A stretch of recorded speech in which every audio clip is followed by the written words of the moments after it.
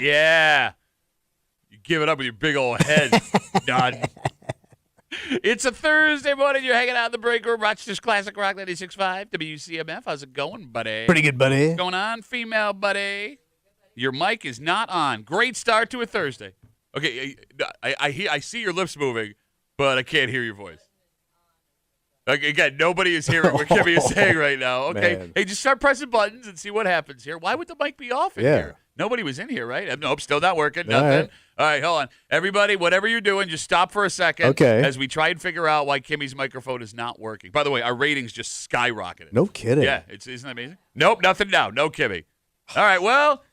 It's the Tommy and Duffy Show in the break room on CMF. While we get that figured out with Kimmy, it is going to be another kind of hot one. We're trying to get to tomorrow. I thought it was supposed to break today and get breezy. High of 82. Oh, that's not too bad. Yeah, I mean, look, but tomorrow's the golden day. Nice. Sunny, 75, Oh. beautiful. It looks like it could be a rainy weekend, but, as long as it's not 90 effing degrees. Yeah. Nope, still nothing. Still no Kimmy, ladies and gentlemen. What the hell could be wrong with it? Okay, I love how little behind the scenes in radio. Yeah. If you're watching the live stream, she's trying to have a conversation with us. You get so used to having the conversation in the room because she can hear us. Can you hear yourself in your headphones when you talk? Yes. Really? Nope. Okay. How do you not know that? Well, it's kind of hard because you're. Okay. Again, no one can hear you. I'm always too close to my mouth. Yeah. She's still going. Yeah. Can't argue that, man. I'm always too close to my mouth. Yeah, you can't move away from your mouth. It's like you go over there. There's your mouth. I think it might be time for an engineering call, Kimmy. I know we hate to bother him this early in the morning. Nope, still off. Still nothing. If you're watching a live stream, you just see Kimmy's mouth moving with absolutely no noise. Because when you work in this industry, even when you're having a conversation off the show, you tend to lean into the microphone and start talking. Sure. Right? So even though nobody can hear Kimmy, by the way, we just set a ratings record. Oh, my God. It's unbelievable what's happening right now. Okay, what are you doing? You're doing the old man thing. Take it out, blow on it, bang it around. Watch it work. Okay, hold on. Drum roll. Nope, did not work. No. The old Nintendo blow on it and then put it back in did not work. Jiggle the wire. Well, Kimmy is trying to figure this out. Yeah. It is concert season right now. Oh, we're slammed. We have one more pair of Paul McCartney tickets to give you. And Paul McCartney, he's been around a long time. Oh, yeah, it's big time. But there is someone not quite as heralded, Yeah. but very successful, that has actually been doing this longer than Paul McCartney. Yeah. Who announced he is going on tour for one final ride. Okay. He will be doing 4 shows in New York State this year.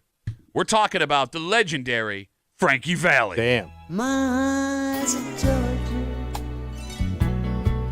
Though I never laid a hand on Boy, he you, sounds my terrible. eyes are Georgia. Remember, we have to do this because people on the live stream can't hear.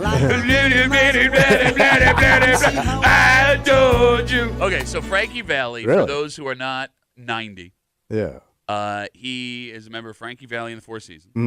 Big group in his 60s, really. Yeah. And you probably know him best now, if you weren't around then, for Jersey Boys. That's his band, his life story. But he also had a resurgence with disco. He did that. Yes, he did. He had a massive hit. He sang the Grease theme song. Yeah. That was big there. He's won an unbelievable amount of awards. He's a member of the Rock and Roll Hall of Fame. Like this guy, and by the way, Jersey Boys turned into a movie directed by Clint Eastwood, which is like an old man erection. Right? Frankie Valli in the Four Seasons. My eyes adored you. Punk. Go home. Can we get Kimmy's mic back on? Can we make his mic now work? Is the question. Frankie Valli is 91 years old. Oh, my God. And he is going on a farewell tour that will make 4 stops in New York State. Now, the article I have in front of me is talking about the show he's going to be doing in Binghamton. He's doing Binghamton? Binghamton. What an odd choice. Well, here's what's even more odd about it. In Binghamton, he is playing the Veterans Vision, the arena there, where the AHL hockey team played when they went. So I'm familiar with this arena intimately. My daughter has played hockey in this. So it's their war memorial. Yes, but that's it's got to be 9,000 seats. Yeah. For 91-year-old Frankie Valli. Yeah. And if you have not seen this, I implore you, I'm begging you right now, go on YouTube or Twitter or Instagram or whatever. It is hysterical to watch. The last tour he did, there are videos from fans. He is not singing. No. He can barely move. Right. He even forgets to move his mouth when his track comes in. Yeah. And he has new Four Seasons. Yeah. And here's the thing. They all look like they're 20. They're probably 50, but standing next to him. Yeah. Right? They look just watching him being introduced and walking on the stage takes 10 minutes. And people, it's so bad. How bad is it? People were worried that he was being forced to do this against his will. Why? Well, because somebody's making money off of him. But he's rich as crap. Well, that's what their argument was. It was the same thing where they were worried about Richard Simmons, where all of a sudden he disappeared. Okay, yeah. Okay. Oh. So Frankie Valli did an interview in People where he said he wasn't being held against his will. Quote, "Nobody has ever made me do anything I didn't want to do. I'm blessed at 90 years old to still be doing what I do as long as I am able and audiences want to come see me. I want to be out there performing." Problem is, he's not performing. No. He's not singing. He's not moving. He's his own hologram. That's the perfect way to put it. He's not really there. But he's playing a venue. Kimmy, I know you can't speak, but when you get a chance, can you Google how many seats the arena in Binghamton has and then show me on your fingers? So he must be selling out. No. I mean, that is a big name for people my generation. Bro, there's no way he's selling out half lip syncing. And when I say half lip syncing, I don't mean singing half the songs. I mean only moving his mouth for half the song. But well, I mean, bigger name, obviously, Sinatra. But when he came around here, he was doing karaoke. Did you just compare No, Sinatra? but age-wise and what you got for your money. Okay. You could also use my grandpa. Nope, still no mic. 7,200. Sorry. So you don't think he'll sell? Bro, that's a 7,200. It is an odd arena. venue for him to be, Binghamton. Okay, no, it gets even weirder because he's doing 4 shows in New York, I told you. It seems like they are targeting cities that never get this kind of stuff. Okay. He's in Binghamton. He is in Port Chester.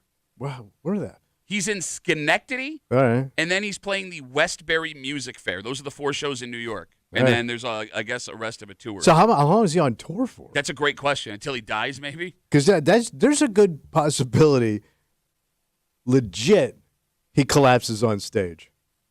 You are wishing for this. No. Yes. No, I am not. Every time we bring up older artists, you say this as if you hope that there will be video of Frankie Valli or Paul McCartney or Mick or somebody keeling over. But is it bad of me to say that? Because you would see the guy dying, doing what he loves to do in the moment. Lip syncing? Yes. My eyes and it. Bro, they're all super rich. I don't think they want to die, period. Yeah, but you're going to die. No, I understand. Like, it's easy for us to sit here romantically and think, like, this is just another show for him. I know. He's done tens of thousands of these things. So for him to be like, yeah, that's the way. No, he doesn't want to go like that. Nobody wants to go. Well, nobody wants to go. But, no. Like, this idea, like, oh, he went doing what he loved. In front of 7,000 people? Yeah. Can you imagine? I'm sorry. 1,000 people? Oh, is that he's selling out? Well, bro, he's not selling 7,000 tickets. Could you imagine the embarrassment? And I guess you'll be dead, so it doesn't matter. Yeah. But, like, while you're dying, like, you would get glimpses of, like, people's horrified faces in the front row. As you're falling down. Oh, my God! Call an ambulance! Yeah, but there'd also be that guy, nailed it. You know the worst part? What? If Frankie Valli, God forbid. Come on now. Were to collapse and die on stage, his voice would keep going because he's just lip syncing. Yeah. 252 WCMF. We're talking about Frankie Valli. Frankie Valli in the Four Seasons. He's 91 years old. He is doing a farewell tour. And it's funny they even had to establish it as the farewell tour because, again, 2 years ago, he was on tour at 90. Yeah. But look at these guys from Jersey going long. Who we talking? We got him. Let's start with Sinatra. Okay. All right. Yeah. And then you've got Bruce. You got Bon Jovi. Okay. Like, all those guys are not kids anymore. Now you got Frankie. You got 3 guys. Four guys. That's 4 icons. You're holding up 5 fingers. Well, I know I forgot one. Oh, from Jersey? The Southside Johnny. Bill Parcells. Bill Parcells. Is he from Jersey? I don't know. He played coach. He looks it. Probably from Jersey, right? Yeah. Okay, is there something in the water? And you're from Jersey, so that means you're going to go on forever. You're like a less talented version of Frankie Valli. I would take that. Right now, at this moment. I wish I had his fake hair. Yeah, I mean, no, he doesn't. He looks like the Crypt Keeper. Oh, he does. He looks like they sucked everything out of him. He looks like an iguana. But they may have actually sucked everything out of him. Like, he has to be taken care of, I'm imagining. Oh, yeah. You know he's on medication. So, no, I mean, like, have someone with him at all times. Oh, like a doctor. Maybe. Or a nurse, yeah. Or like a handler or something. Yeah, like, a medical person. I would love to see the behind the scenes of that tour. Because, again, the rest of the seasons that are behind him look to be in their, like, 50s, 40s. Well, yeah, because it's all choreographed dancing and stuff, and he just stands there. Yeah, that's all he does. Sometimes he moves in between. I'm surprised they don't put him on a hoverboard. he can remotely move him around the stage.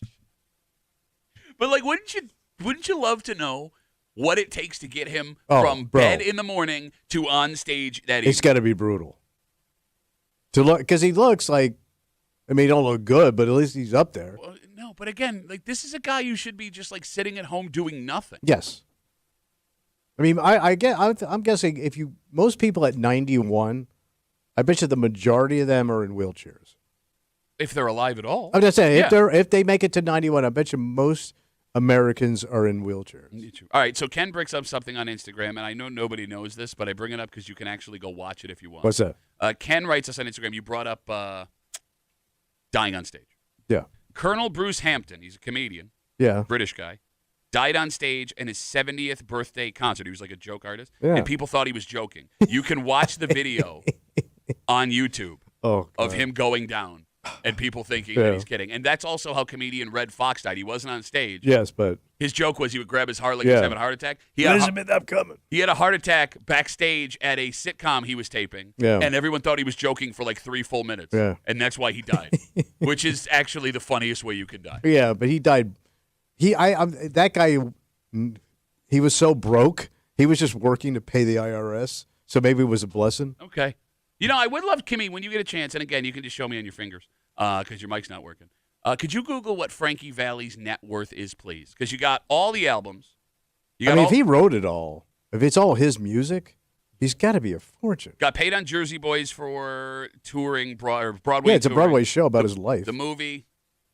$80 million. He's worth $80 million? I thought it would have been more than that. Well, why? Because of all that stuff he did. No, $80 million. Oh, it's good. I'd take it. Are you? I thought he would have been like the $200 million. No, bro, he's had a body of work that's been paying off forever. Yeah, but he has to keep getting like an oil change every day.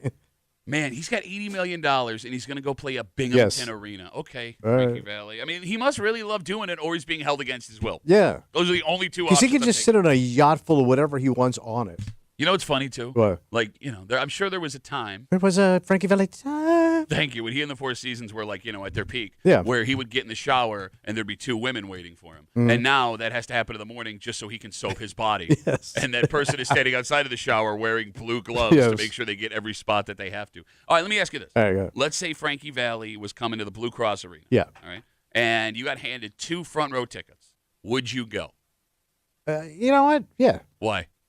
This is him. But he's not. He's just there. Oh, it's going to suck, but I want to see him. Why? You want to see him to make fun of him, you monster? Yes. But at least he's getting my money. Well, no, they're free tickets. They're free tickets, dumbass. Came right out of his pocket. I'll buy a couple of boxes of popcorn. His nurse swiped him out of his wallet while he wasn't looking. You would go? Yeah. He means that much to you, your childhood? No. Okay. Well, I went and saw Ringo with you. He's goddamn ancient, too. Okay, again, the Ringo story. You were forced to go to Ringo. Yes, but we went. And you thought we were introducing him, and then on the way we found out his people didn't want us to introduce him. Yeah. And from that moment, you have hated Ringo Starr. Because that show was great. I love that show. I know you did. And you sat there. You and every old lady in our row loved that show. It was a great show. Look. It was good. He's an effing Beatle. But he is. He's a piece of history. But he's ancient. Yeah. Ringo's got to be in his 80s. Yeah, he's up there. I mean, bro, we got to see Todd Rundgren. Yeah, I know. Shut up. You get to see old Todd Rundgren. Okay, well, that's the only Todd Rundgren we got right now, man. You don't even want to bang on the drum all day. You think you're cool. All right, we got a Dynamite, Lord Save Frankie Valli kind of break room for you this morning here on CMF. It's Thursday. You know what that means. I think we're going to bitch it up, buddy. That's right. Good luck. Bitch Voice Theater coming at you. Take the best shot. I don't know why you think what you're wearing is a good idea. This is the most, of all the comfortable things I have purchased, this is number 2. No, I get that it's comfortable. There's a reason it's comfortable. What? Look, man, you usually dress like over the top. You're like a human peacock. Yeah. And we make fun of you for that. Yeah. What you are wearing now is the stupidest thing you've ever worn. And I'm actually... You haven't seen next week yet. Are you going into hospice? No, why? That looks like a hospice outfit. And I'd be the coolest guy with cancer. Poor Kimmy is like chomping at the bit here, and she can't even kill you because her mic's not working right now. Every man's dream. I think maybe we have to come up with a system for the folks that are watching the live stream. Like, do we have a whiteboard that Kimmy can write comments on while we're having the conversation and just hold it up to the camera? All right, maybe we'll get a bunch of pieces of paper. We'll figure that out. Kimmy is getting her mic worked on, so it is just us here. We have another pair of Paul McCartney tickets. It's our final pair. Those tickets go on sale tomorrow, 10 a.m. for his show in Buffalo in November. Lots going on. Oh, yeah. But first, Thomas. Yeah, what's going on? Well, huge news yesterday. And someone in this room is very excited. Oh. Because the Crescent Beach. Really? Well, what? It's done, right? It's over. Nothing's going to happen. Oh. I thought you had news. No, wrong, bitch. You were actually right. I thought you had breaking news. We do have breaking news because someone is coming in, it sounds like, to buy this property, and they have a very famous name. And someone in this room whose microphone doesn't work saw this story and is over the moon. How cool. We got some bad news, though. What? We'll get into it next here in the break room on CMF.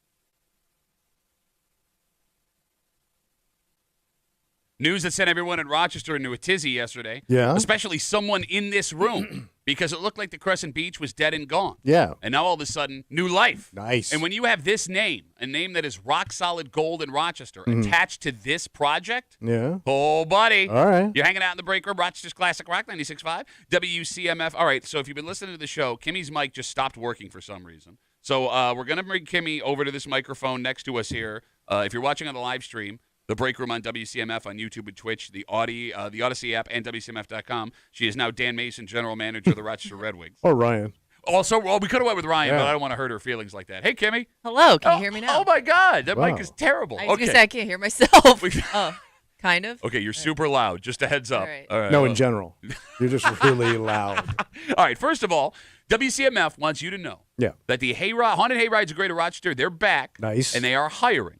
They got paid roles for actors, narrators, even non-scary jobs. Oh. That's right. So if you love to terrify people and get paid for it, join the Boo Crew now. Oh, yeah, they used to follow you around the country. Apply. Boo! Boo. Which one are you I'm booing the boo. Okay, it's a booception.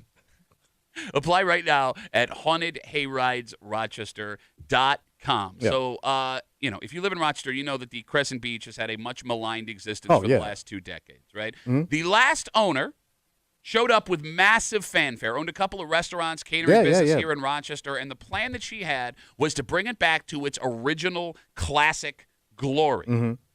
She was going to bring back the old menu. She was going to bring back all the old amenities. She was even restoring the original sign. Mm-hmm. So it was like you were going to walk into a time capsule. And folks in Rochester, Kimmy, they were thrilled. Oh, yeah. I think the construction even started on it already. They were ready to roll. Yeah. Yep. Mm-hmm. And then she ended up having to forfeit the property. Got put on pause. Yep, to the U.S. government after pleading guilty to money laundering involving a bunch of bank accounts that she had. And really, the last 20 years of that business has been owners coming in, making promises, doing something illegal or immoral, and then having to give up the Crescent Beach again. Yep, before they actually open the place up. So it's been sitting in limbo, I guess owned by the federal government. Oh. That is until yesterday. There are rumors there is a new owner stepping in to buy. Nice. And rumors that have Kimmy very excited that you think is actually going to send Tommy through the roof. Well, I mean, I know Tommy loves this name. Okay. And go ahead. Well, what are the rumors that you heard, Kimmy? I'm sorry. I heard of the Wegman Group, as they're calling it. Yeah. Could be potentially stepping in to purchase it. Damn. Okay, so according to a story on 10 NBC, the Wegman Group is stepping in. There's a rumor that the Wegman Group is stepping in to buy Crescent Beach. And when you hear this, Tommy. It's going to be top shelf. Right? I mean, this is going to be badass. Yeah. What? There's a problem. What's the problem? Kimmy, you misread the story. Did I? Yes, you did. It's not Danny Wegman. But is it a branch of Wegman? No. No? There are 2 families, very successful families, in Rochester that have the last name Wegman. And they're not related? So I don't know if they're related, but they're not the same business. The Wegman with Danny Wegman is not buying Crescent Beach. So different. Totally different Wegman. The Wegman Companies Incorporated. They are a real estate development firm. All right. But still, they probably got bank. Yes. But there's a but I was thinking like if somebody's gonna flip this thing, it's gonna be like somebody associated with Wegmans. Yes, like I mean, and you hear Wegmans, it's gonna be insane. Crescent Beach Restaurant, it's gonna be awesome. No, this is the real estate development firm, the Wegman Companies Incorporated. And they don't know. They're not saying what they're doing. No. And in fact, it's not even confirmed that they're the ones buying it. The town of Greece says there is. So why are they telling us these rumors then? Well, no. Well, did you read the story or did you just read the headline? I read part of the story. You work in this business!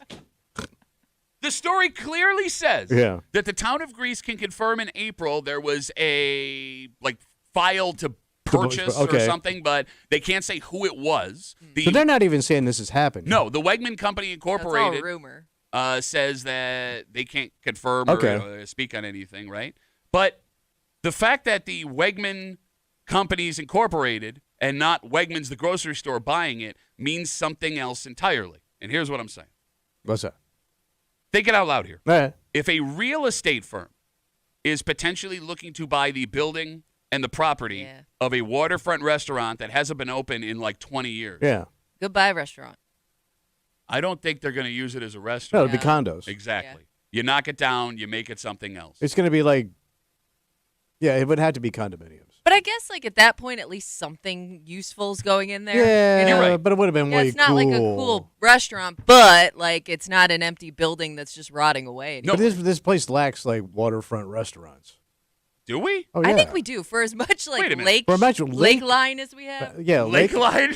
Yeah. Not Lake line, not lake shore. Hey, you go down the lakefront? Nah, I think I'm going down the lake line. The lake line. Yeah, there's not a lot of like waterfront dining. There's a ton of waterfront dining. Nah, first of all, there's none on the west side. Bro, go down That to was it. Charlotte. Go down to Charlotte. That's not waterfront. That's where it stops, though. Like, Yeah. I There's mean, there nothing are along that few whole places, strip. but not as many as you think we'd have. Now, he wants to go down to Abbott's and have a cone. He calls that waterfront dining. Okay, Ollie's that is is- on the waterfront, is it not? O'Loughlin's?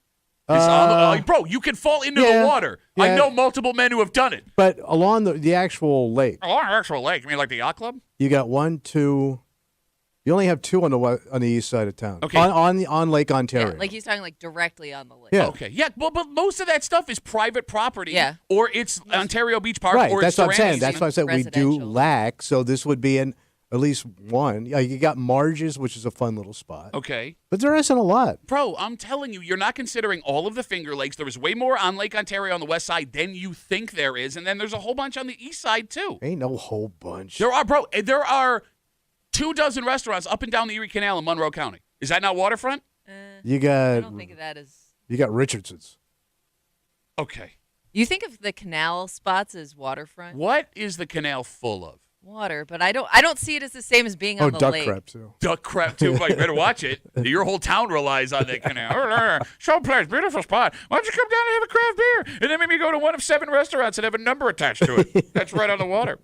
252 WCMF 252-9263. A story yesterday that had Rochester brimming with excitement. That would have been huge news, man. Wegman, a company with the name Wegman in it, Mm-hmm. looking to buy the Crescent Beach Hotel, but it's not Wegmans as in Danny Wegman. It is the Wegmans Company, the Wegman Company Incorporated, excuse me. They're a real estate development firm. As far as I know, they have nothing to do with Danny Wegman and their company, so it looks like a real estate company is going to come in and buy this property, and you would think, with all of the bad luck this restaurant has had the last 20 years, not even getting to the opening part with all these owners, that they're going to knock it down. And here's the thing. And again, we're just speculating.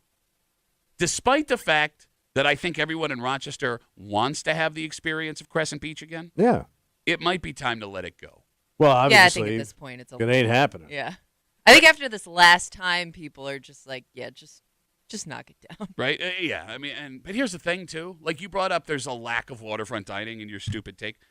It could be so many things. And if it ends up being like condos, it'll only be able to be used by a small number of people. Sure. Right? Which sucks because, like we said, most of the coastline of Lake Ontario is already private. Like, we're very lucky to have that wide swath of beach that is Charlotte Beach, right? You're also very lucky to have Ontario Beach Park. But once you get past the end of the beach, all the way down around the end of the lake, it's just private property. It's houses. Yeah. You know what I'm saying? Yeah. I don't know. The only thing that sucks about this, because I think I'm with you guys, I'm ready to let the dream die. I do believe if you had someone on the up and up that was willing to put in the time and money the right way, that a revitalization of the Crescent Beach Hotel would work. Oh, sure it would. Right? Yeah. Like, Rochesterians want it back. Yeah. But it is amazing how every person that jumps in somehow gets in some kind of law trouble along the way. It's cursed. It's got to be cursed. And we've talked about this before, but and I know, this most recent one where the federal government had to seize it is the most extreme. Yeah. But there were tax issues. There were guys doing work without permits on it. And then as soon as they got caught, they were like, done. See ya. Finish with it. And I feel like the last time we talked about it, we got a bunch of calls from people that live around there, like on Edgemere, that were just done with it. They're like, we don't even want to see it turn into anything at this point. Let it go. Yeah, but here's the thing. Anyone that lives near the lake just wants to complain about everything. Is that a fair statement? But they do. I think they're Lake complainers? well, they're very territorial. Okay. So it may be another thing where they don't want like the loud, they just don't want like a new crowd coming down to the lakes. They like it, kind of quiet and private. Yeah, this is my water. I think anybody who lives on a body of water feels that way. All right, so let's go down that road. The phone number is 252-WCMF, 252-9263. You moved down to the water for a more relaxing, laid-back life. Right. But the opposite happens. Why does everyone that lives or vacations on a body of water, has like a cabin or whatever, why do they complain about the most stuff all the time? Because here come all the partiers. Because it happened out in Sodus. Okay. So Sodus started to develop a lot of bars out there. Mm-hmm. And then where are the bars? What's that? Are they like in town, like away from like the lake? Sodus Point. Yeah. Oh, on the water. Yeah. I'm sorry, you were saying. But they all closed. That's my point. Because they couldn't do any live music out there. So the people were complaining about the live music, so they had to shut it down. Then that sandbar where everybody pulls up and parties, they started bitching about Closing that, that because down, because those people don't own those cottages. You don't live here. Bitch and complain about the noise. So they drive everybody away. And then they go, there's no business. You know, it is amazing. Like when I'm thinking Charlotte, right? And you have Weezer's loud mouth down there. When I'm thinking Charlotte, like amenities for the people that live down by the water. What's that grocery store that's like between Somerville and Charlotte? You know what I'm talking about? Grocery. It's like I don't know the name of it, but it's been there for like ever. And maybe it's not even there anymore. I haven't been down there in a while. I can't think of it. But there is one grocery store. But other than that, like there's a gas station, there's a grocery store. Oh, that little strip mall right there? Yeah. You know what I'm talking about? Over the O'Rourke Bridge. I haven't seen that place in years. Okay, so I don't know what's still in there. But I guess what I'm getting at is like if you start going down the shore the opposite way, like past Charlotte Beach, you're right. There are no real businesses down there. No. Right? Like, what do you people do? How far do you have to go to get groceries and gas? And, like, when you got to buy a shirt, like, where are you going? Because, like, you get the serenity of the water. Yeah. And, You're like, a little removed. yeah, but you pay for it. Okay, that's what I mean. Like, I don't know. It doesn't seem worth it to me, unless I'm wrong. Yeah, but there's water people. You know, they love that atmosphere, that lifestyle. Water people? They don't leave their homes. It's kind of like you're in the Keys. No, it's not, though. No, I know, but then you kind of feel like it a little bit. A lot of people are writing us on Facebook right now that made the same mistake Kimmy did that are furious. Yeah. I'll read you this one. I thought it was like somebody associated with Wegmans. Nope, completely different Wegman family. Again, a story yesterday that the Wegmans are going to buy Crescent Beach. That's the rumor from the federal government, but it's not Danny Wegman. It's the Wegman Companies Incorporated. They're a real estate development firm. James writes us on Facebook. The break, you can get us on the break room or the WCMF Facebook page. He said, I already had plans to go have sushi and steak at the Crescent Beach with Danny Wegman serving it to me. Tommy would have been the first one in line with his personal email invite from Danny Wegman. It would have been the first time Tommy's been on the West Side in years. In all seriousness. It's been a while. Yeah. You know, it's interesting you bring that up. What's that? Like, okay, Emma's, is that grocery store? I'm sorry. Blake just sent it to us. Oh, the joint? The one that's down near Somerville there. Thank you, Blake, on Instagram. I appreciate you, buddy. Wegmans does restaurants really well. Yeah. They've got next door. That was their first one. Right. The burger bar attached to the Pittsburgh Wegmans there. They just opened up that sushi place down in New York City. Yeah. Whatever, the next door. Yeah. I would think a presence on the west side like a Crescent Beach would be good for Wegmans. Oh, yeah, it would. Right? Yeah. Because you know they would do it right. Yeah. It's It weird. would have been class. It's weird they haven't explored that idea. Well, but all their restaurants, though, are near a Wegmans. Yeah, I mean, maybe That would be what the difference would be, I guess. Maybe you need it to make it work that way, right? Like all the stuff that's coming in, it's going right to the store. But, I mean, it is Wegmans. Like, it's not like... Oh, it's a draw. But, like, you know, driving an extra 10 miles to drop off food and make things work wouldn't bury that business. I mean, you would sit there and feel like you're eating on the east side. That's how good it would be. Bro. Pure class. We've talked about this before. Wine in a glass instead of a cup. Outside of a business that's owned by the greatest grocery store in America. Yeah. Right? In next door. Yeah. There aren't that many great restaurants on the east side. No, I mean, am I wrong? Uh-huh. Like when we start talking about restaurants that everyone in Rochester we have loves, nice restaurants. West side, west side, west side, west side, west side. There's no soul on the east side. Well, there's a lot of great restaurants on the west side if you want to eat with your elbows on the table, yes. And who doesn't? Tell me you eat with your elbows on the table. Why is that a rule that you can't I eat with never your understood that Thank you. rule. What, you eat like a are man? Your elbows dirty? Like, I don't get No, why you don't can't put your hunch elbows- over your food like somebody's going to steal it Yeah, but from then you. I don't spill it on anything. Well, how about you just eat slowly, draw it up to your lips slowly. Draw it up to your lips. Wait, see how I'm doing? Like that. No. Well, see, I thought it was more like this for you if you're watching the live stream. I'm not telling what. Well, I'm not putting my elbow on the table. No, like my grandma would, or my aunt would, Mabel, if you're able, take your elbows off the table. Why can't I have? Who made the rule? I Yeah, Because can't it's have don't my- get couth. it. Because it's like standards of Yeah, life. when I'm thinking couth, I want to go to you for the couthiness of things. I got some couth. You ain't got no couth, bro. You don't know no couth. I mean, I get like chewing with your mouth closed so nobody can see you Oh. chewing. Like, I get those manners, Man, my those father rules. would talk the and chew elbows with the thing. mouth open. Stupid. So did my dick grandmother. Why do you hurt your... She would smack her lips and talk at the same time, full of, and not only food, Italian food, which means it's just like regat, like regurgitating in her face. I've never met your grandma, but every time you talk about your grandma like that, I get so uncomfortable. Really? Yes. Everybody's got that dick parent or grandparent, right? No. My grandparents pretty cool. I enjoy my grandparents. Yeah, I like Yeah, because they're alive. Yeah. Well, one of them is. I got one left. And they're all great. I mean, I was young when I had them, so I still had that hero complex. I don't know. Maybe if I got older. But Yeah. yours died young, too. Yours died when you were young, too, didn't they? No, my one grandmother went till I was 19. Yeah, that's pretty young, Yeah, man. it's No. kinda young. For you, especially. Yeah. Like, you're on death's door right now. All right, I got a little hope for everybody listening. What did I say? Because we speculate, with the Wegman Group, the Wegman Companies Incorporated, a real estate firm, not Wegmans the restaurant, looking into that's the rumor, Crescent Beach Hotel down by the water there, that they would be knocking it down and turning it into like condos or townhomes or whatever. Bobby writes us on Instagram, Duffy and WCMF. What does he say? He says Wegman Group own Coletta in Elmridge, that's a restaurant there, and have been a big investor in Paddington's, Clutch, and now Brew. They are breaking into the restaurant business. Kimmy goes to say, she goes back to her microphone. She goes, I got a point to make, and her mic doesn't work. Oh, poor thing. If you are just joining us watching the live stream, the reason we had the 4-shot on here is because Kimmy's mic is not working. That's also why her voice sounded so weird. The mic is not set to Kimmy over here. Yeah. It's set to... Normal voice? Yeah, Dan Mason. Fireworks. Which, by the way, we have to get to him later in the show. Did you see the big news?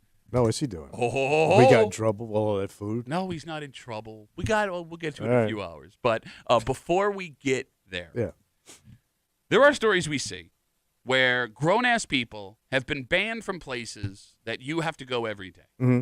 And every time we get a new one of these stories, it gets more and more sad. Like, we have a new leader in the clubhouse of the saddest place you can be banned for life from. Okay. But this story we have in front of us, I think is going to be hard to top from this point on. Damn. Because this is a community space. And if you have a big one of these where you live, like, everybody goes here for a whole bunch of different things. Oh. How the hell Yeah, what did you do? do you get banned from a place like this? And we'll get to it next here in the break room on 96.5 WC.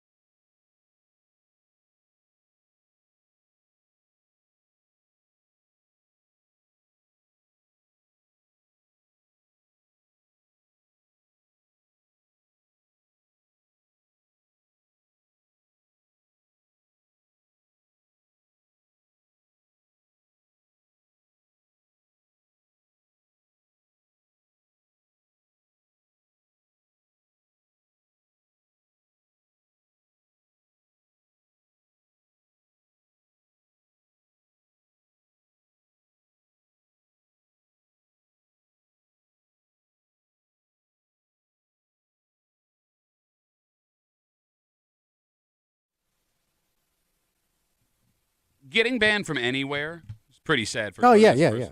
Something with your behavior was so bad. You are not legally allowed as an adult to be there anymore.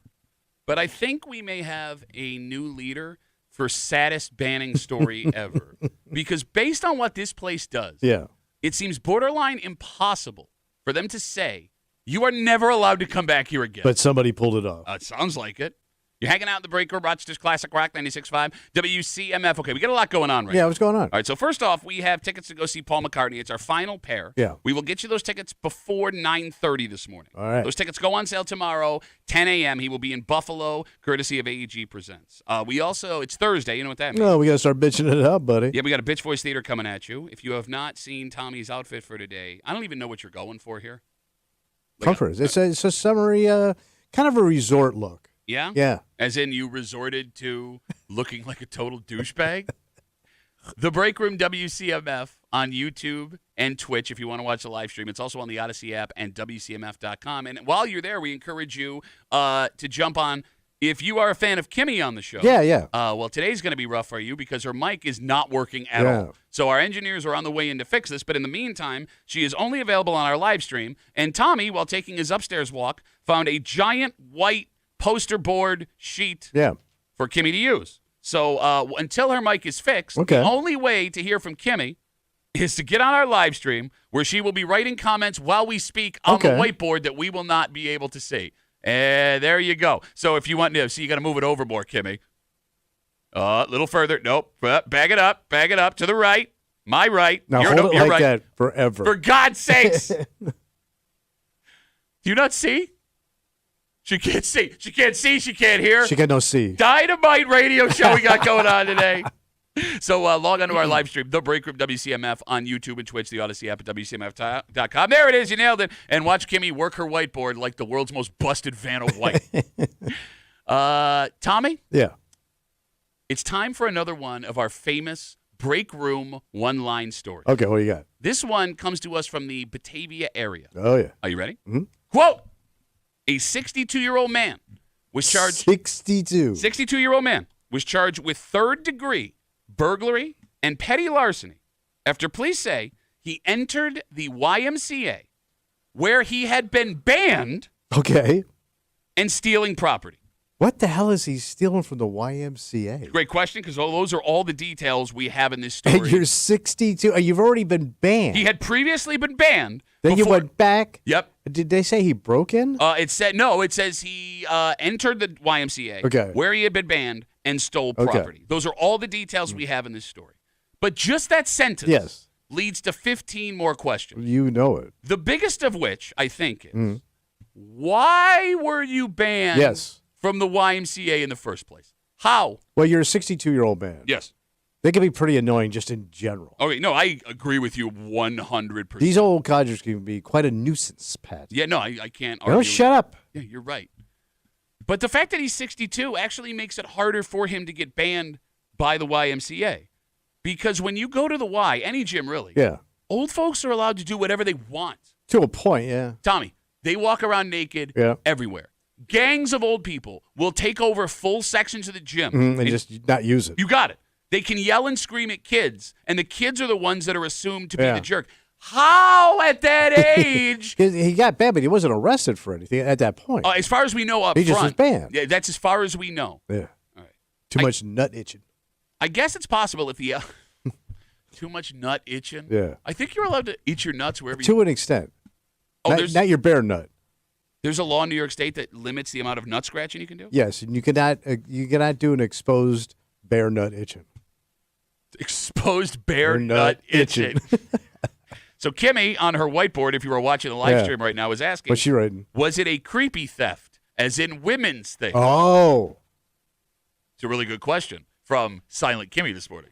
Yeah, but that would be like in lockers. They would be locked up. Not necessarily. I mean, there are some people that go to these gyms and just leave their stuff in unlocked lockers because they don't want to pay for a lock. So he was like grabbing panties. It's a theory. It's a theory. Okay. You always do this. What? What if this happened? That's what he was doing. Grabbing panties. Well, what else would he be grabbing? He's a sniffer. Well, no. Or something like that. I don't know. Yeah, no, it's a theory. I know. Look, no, you don't, because you keep saying it like it's a definite. Look. No, I don't know. Right. I'm with you. I don't know what else you could be stealing from the YMCA. Maybe like computers or like office equipment. I mean, think about it, man. It's workout stuff. I mean, he was taking weights or like, stuff like that. Walking out with a couple of dumbbells. I mean, look, Silent Kimmy's theory this morning, as her mic is not working, and writing on the whiteboard on our live stream, that he was maybe taking things that were inappropriate to the opposite sex. Right. That's not a bad theory. Yeah, and that's about the right age, too. Now, look, I guess it's possible if the allegations are true, to Kimmy's point, stealing is what got him banned in the first place. Yeah. But in this story, it says he came back and allegedly stole again. And the way this story is written, I hope he was not banned for stealing at first, because if he wasn't, not only does this guy risk arrest going back to the YMCA that he's already legally banned from, he stole something while he went back. Yes. Right? Like if, let's say, in a hypothetical world, a man was banned from stealing panties from the YMCA, there are other places you could steal panties. Any other gym. Yeah, true. Yeah. Right? Like now I belong to LA Fitness, where I'm going to go on a panty raid there. Okay. Although, no, let's talk panties for a second. All right. How could he even get into the women's locker room?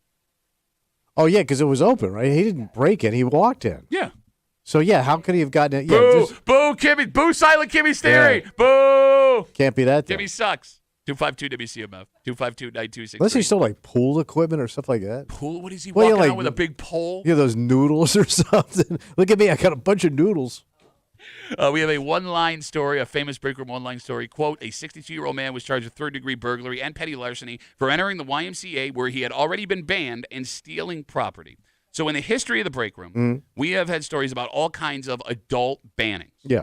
Folks banned from stores, Wegmans, obviously. for example, right? Casinos. Libraries. Yeah, oh, yeah. Okay. Every time we bring up one of these places, we go, ooh, that might be the saddest place. Ooh, and they keep topping and topping and topping and topping.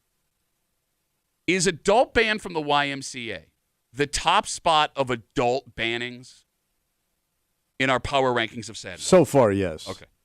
I mean, somebody might top it, but right now it's got to be number one. Because, like, it's a community place. Yeah. They accept everyone. It's kind of their thing. Yeah. It's affordable. It's accessible. It's almost, if you have a big one, it's like a town square. Yeah, it's for everybody. Right? Like, and with the other places you can be banned from, like we talked about, like Wegmans, you can be banned for stealing something. That makes sense. Yeah. The library, you keep watching porn on the public computer, you can be banned. That makes sense. Like, the fact that there is no immediate reason that comes to your mind being banned by the YMCA is what makes it so sad. Yeah.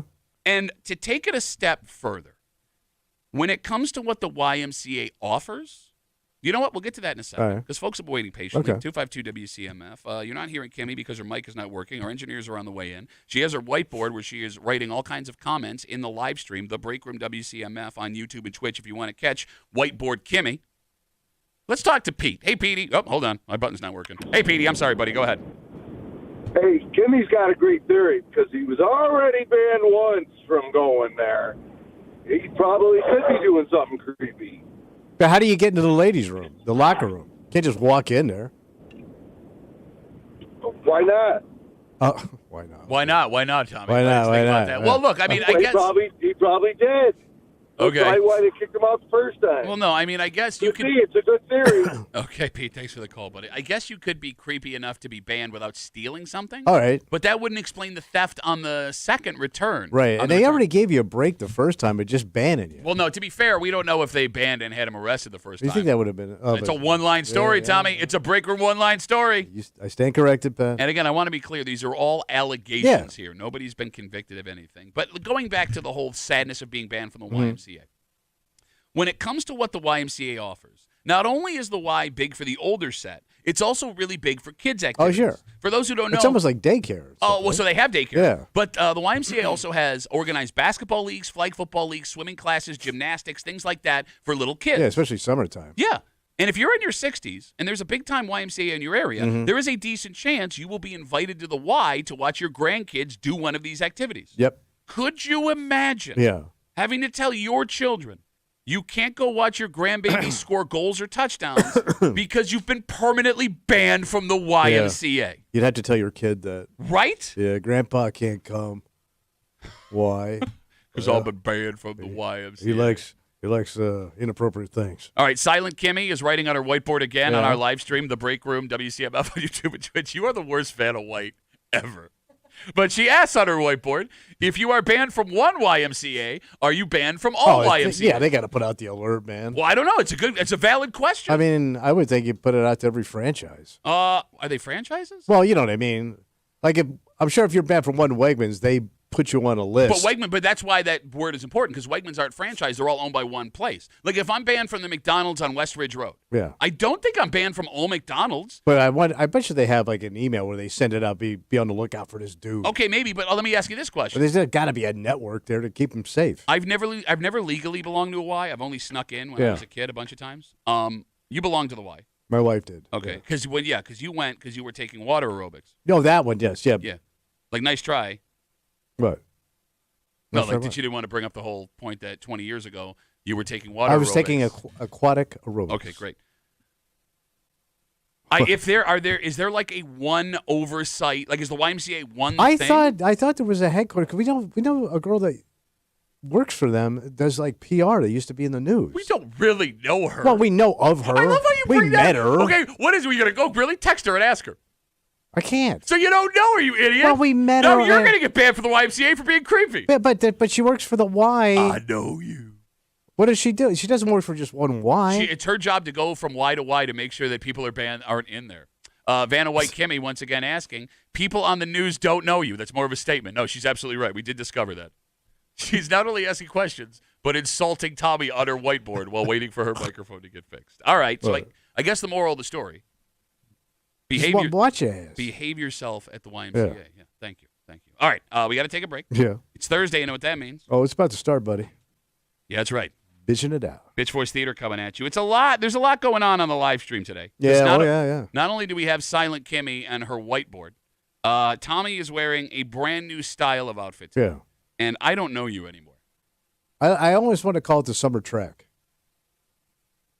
You're not going to expect what you see. And it may even be difficult to understand what's happening, but once we explain it and you're looking at it, you will understand how truly, truly sad this man has become.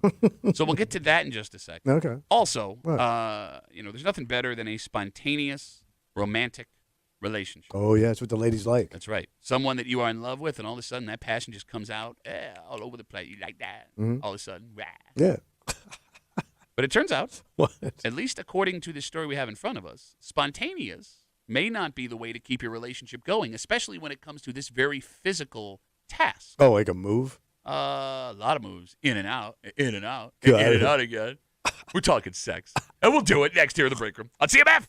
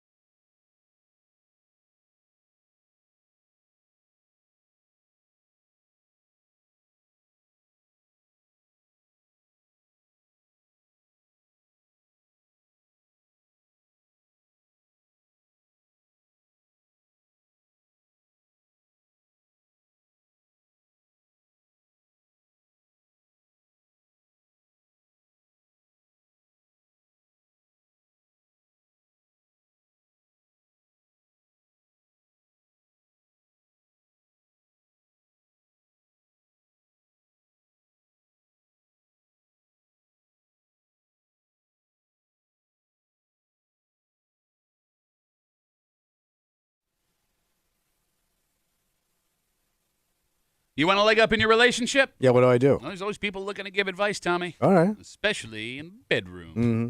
And there is nothing better than spontaneous, hot sex, right? That's what the ladies want. Yeah, not according to this. No? In fact, these sex experts or sexperts Oh, that's a good one, Pat. say having a date in time may actually be the better way to go. Like a set, like tonight we're going to bang at 9 o'clock. Like we're NASA. Well, I wouldn't say it in that voice. Tonight at 9 o'clock, I will enter you. For God's sakes! That's what she said.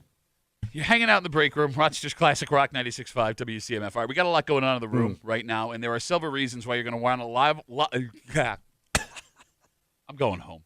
Well, you're going to want to log on to our live stream. Yeah. The Break Room WCMF on YouTube and Twitch. You can also get it on the Odyssey app and at WCMF.com. First off, Kimmy's microphone is not working.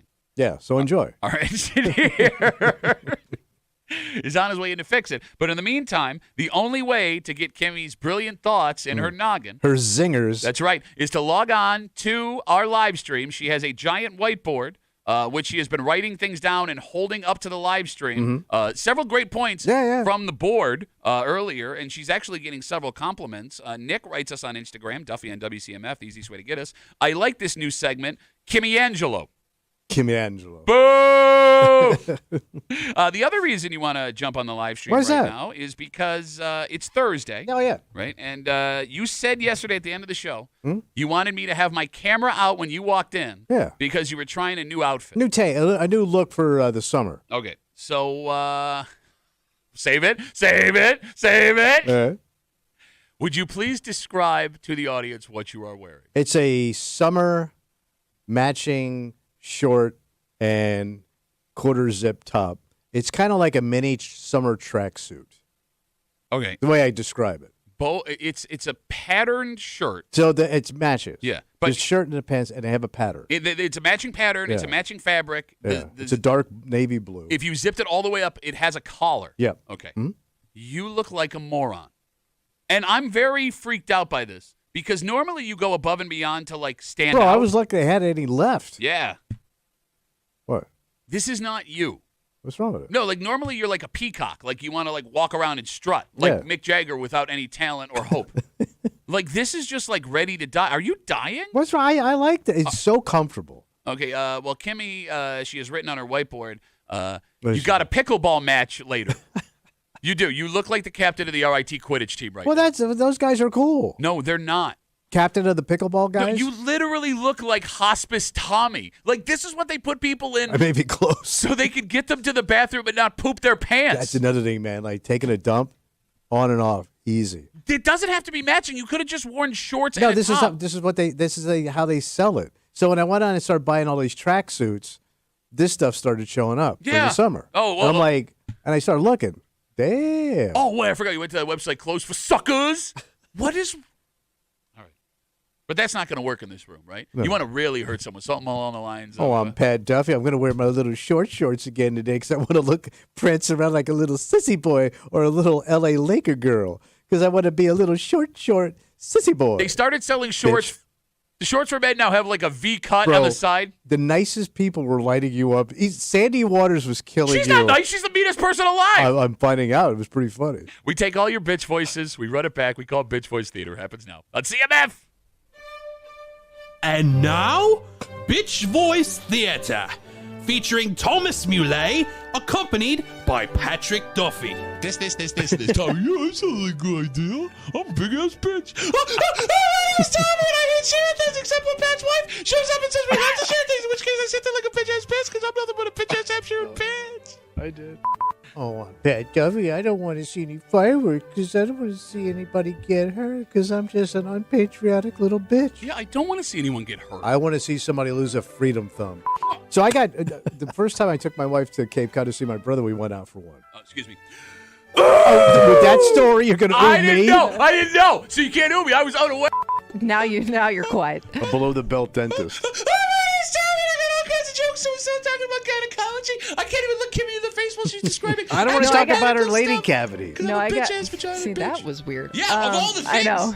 Shut up, Nick. Thanks for the call, buddy. I'm sorry that I live in Pittsburgh to get all my cans taken back and my lawnmower. Oh, bitch-ass bitch. Something something Oh, along I the lines. bet, Duffy. I'm like Tommy's outfit. He's wearing dress shoes with no socks on and a big fedora hat on. I think it's terrible because he looks like an Eastern European hockey player that retired 45 years ago. Not even close to that. So I do know people that have like lake houses and live up on the shore. I'm not one of them people. I know people with money. And that was Bitch Voice Theater on WCMF. You know, I do believe you know people that own lake houses because it looks like you work on their boat in that outfit. Right. What can I get for you, sir? Anything, sir? Story in the New York Post What'd I say? is singing the praises of scheduled sex. Like a date night. No. Committed couples All right. who, instead of waiting for the mood to hit right or surprising their partner, have weekly days where they schedule their sexual interaction. Okay, so my first in-laws had this. So every Thursday night, they banged. Can I ask a question? Yeah. Question? Yeah. How did you know your in-laws had it? I'm going to tell you why, because the kids figured it out. Okay. So this is going to creep you out. They would go in there and have sex at around 7 o'clock on a Thursday night. Uh-huh. Right after that, the mother would come out with all the sheets and go down to the washing machine and put them in there and do them to put them back on the bed so they could go to bed. Washing out the batch. We're washing out the batch. You know, we will come rejoicing. No! Washing out the batch. For God's sakes! Well, it's part of life. Okay. Batch is life, right? So this story starts with a regular batch is life. Put that on a T-shirt. But it's true. Sell it to the But rock my shop. point is your kids will figure it out if you're on a regular schedule. Okay, well, that's if your kids They're not dumb. All right. The story of the Post starts with just a regular couple in their 50s. Their names are Jay and Sophia. Yeah. And they started doing this after having kids. Yeah. And they say it made their relationship amazing. Well, is it because then they were committed to at least having sex once a week, or you wouldn't let it go? I get that impression. All right. Right? But after they talk to this like individual couple, they jump to celebrity couples. Nick Lachey and his wife, Yeah. from 98 Yeah, Degrees. yeah. They have scheduled sex. Former first daughter Jenna Bush and her husband have admitted to having scheduled sex. And they swear by it. But how does it? Because like usually, like a couple things happen and then the mood hits and you go inside, right? Or you're already inside. But like, how do you? Well, it's 8 o'clock Saturday night. Let's do it. No, that's what they're saying here. Like it would be hard to like just jump into it like that. so you couldn't handle scheduled sex? It would just be weird. It wouldn't feel as. I don't know. It says like something like on a checklist. Well, no, actually, that makes sense for you because I've watched you do several scheduled performances, and they were always terrible. Maybe if you could spontaneously do radio, you'd finally be funny. No, but when I get sprung, I'm ready to go. But I don't know women that want to have. I don't know. It'd be kind of weird. No, I mean the women are the ones in this So story. they like it better? Yeah, they seem to be singing the most praises here. Okay, look. 252 WCMF 252-9263. Is it better planned? Or is it better spontaneous? Because I get that life can make this a necessity. You brought up kids, Yeah. right? Stuff that both of you have to do. This can happen. But I'm with you. I did always assume there was no better sex than hot. Yeah, just surprising her, sweeping her off her feet type of thing. And I think guys would have a harder time performing knowing they're getting ready to have Oh, you sex. think- When you think get so? to be my age, yeah. Maybe for young guys, you're already sprung. But an older guy like me, unless you're going to pop a pill, like to say, all right, Saturday night we're having sex. Again, I'm most guys are going to pop I guess you do a pill and. don't use that voice. What? We're going to have sex Saturday night? We're going to hit it. We're going to hit it hard, boys. All right, We're going to get in there. Fight. What you doing, Rudy now? I mean, it feels more romantic, spontaneous. Yeah, I right? think it is. But on the other hand, I mean, the scheduled sex is a little more like dating. But now you're like nasty, like you're marching off to the freaking tower to take off. Bro, I'll be honest with you. If I got to wear like a spacesuit and march down like a futuristic hallway, that would make sex pretty cool. Yeah, not for your wife. Would it?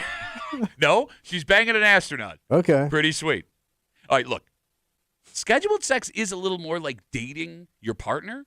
Like, we remember those first few months, like where you were like living apart, you had plans to go out. Yeah. It's not like sex was scheduled, but you knew if you were seeing them Saturday night at 7, you were going to get laid that night. Okay. And I don't know. I remember like that making the day for me very exciting. Like knowing like at the end of this day, Okay. I'm right. Like, But what is it? you were definitely trimming your pubes. Oh yeah. You know what I'm saying? But let's say she's not in a mood, but she's just going to do it. Okay. I mean, because it's scheduled for Saturday night. Do I still get sex? You do get sex, but you get more looking at the ceiling sex. Okay. Or checking the watch sex.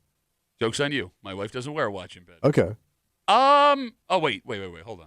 Yeah, we could ask Kimmy. Well, no, I mean, why? So, Kimmy, she has her whiteboard here as we're talking about scheduled sex. 252-WCMF, 252-9263 if you want to jump in. They are working on fixing her microphone right now. That's why we have lost Kimmy for a second. But she's back. She's got her marker. Can I just, before Kimmy comments on her Vanna whiteboard over there? Yeah.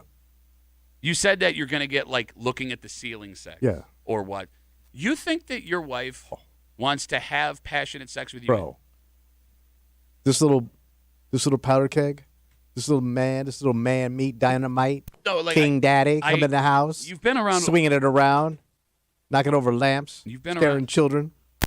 You've been around a long time, right? Yeah, long time. I thought you understood. Long in the game, baby. Look, your wife's a wonderful woman. Yeah. I just assumed she was doing her. You've seen me naked. Yeah, I'm not that bad naked. Yeah, okay. I saw you naked 15, 20 years ago. It got better. No, it didn't. No, everything kind of shifted again. Okay. Kimmy, is spontaneous sex or scheduled sex better as she does her Vanna whiteboard? She's thinking now. It's like the worst, creepiest game of Jeopardy ever. Yes, because they don't have any impedance, right? Because they have no child. What?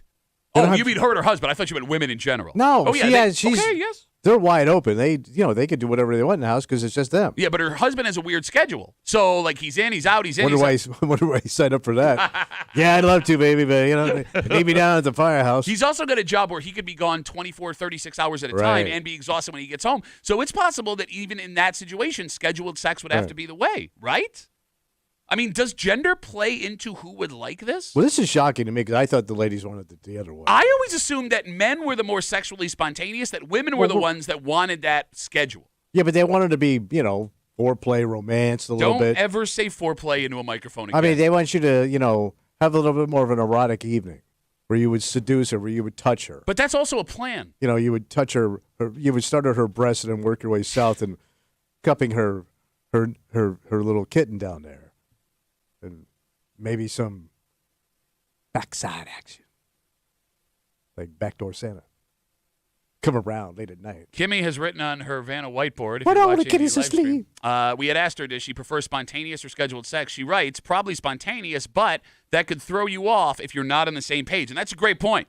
How often are you and your partner spontaneously on the same sexual page? Right, but you might not be on the same page on a scheduled night either. Doesn't matter. It's on the schedule. That's kind of what it is. It's on the schedule. It's like, it's like you have to do it. Yeah. It's like you're going to make a Saturday list, right?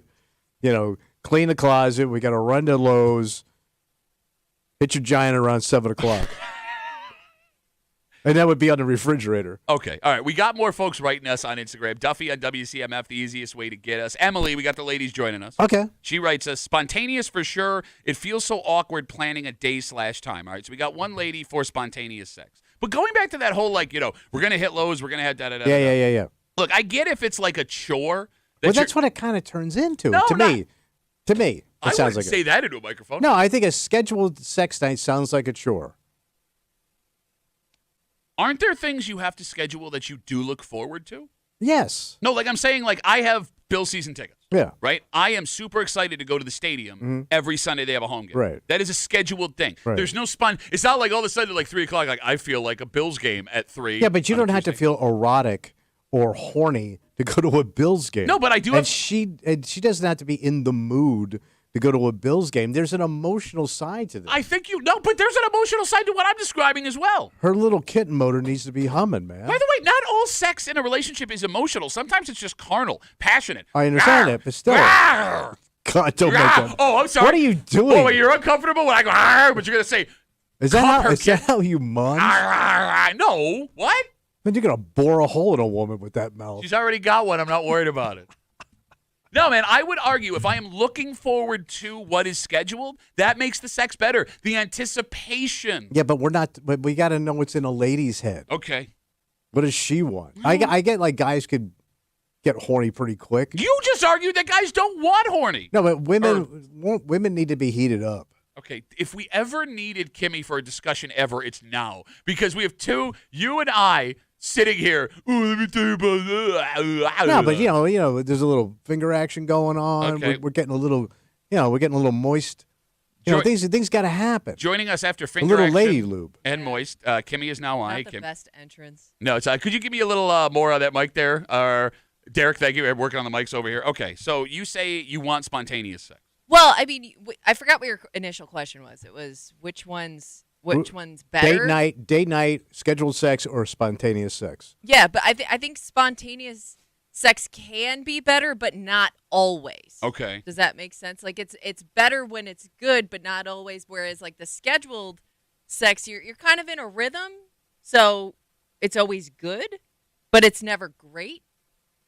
That's not a glowing endorsement. Whereas the spontaneous, you're switching it up. It's going to be different. It's more exciting. Does my wife feel that way? It's just good. It's not great.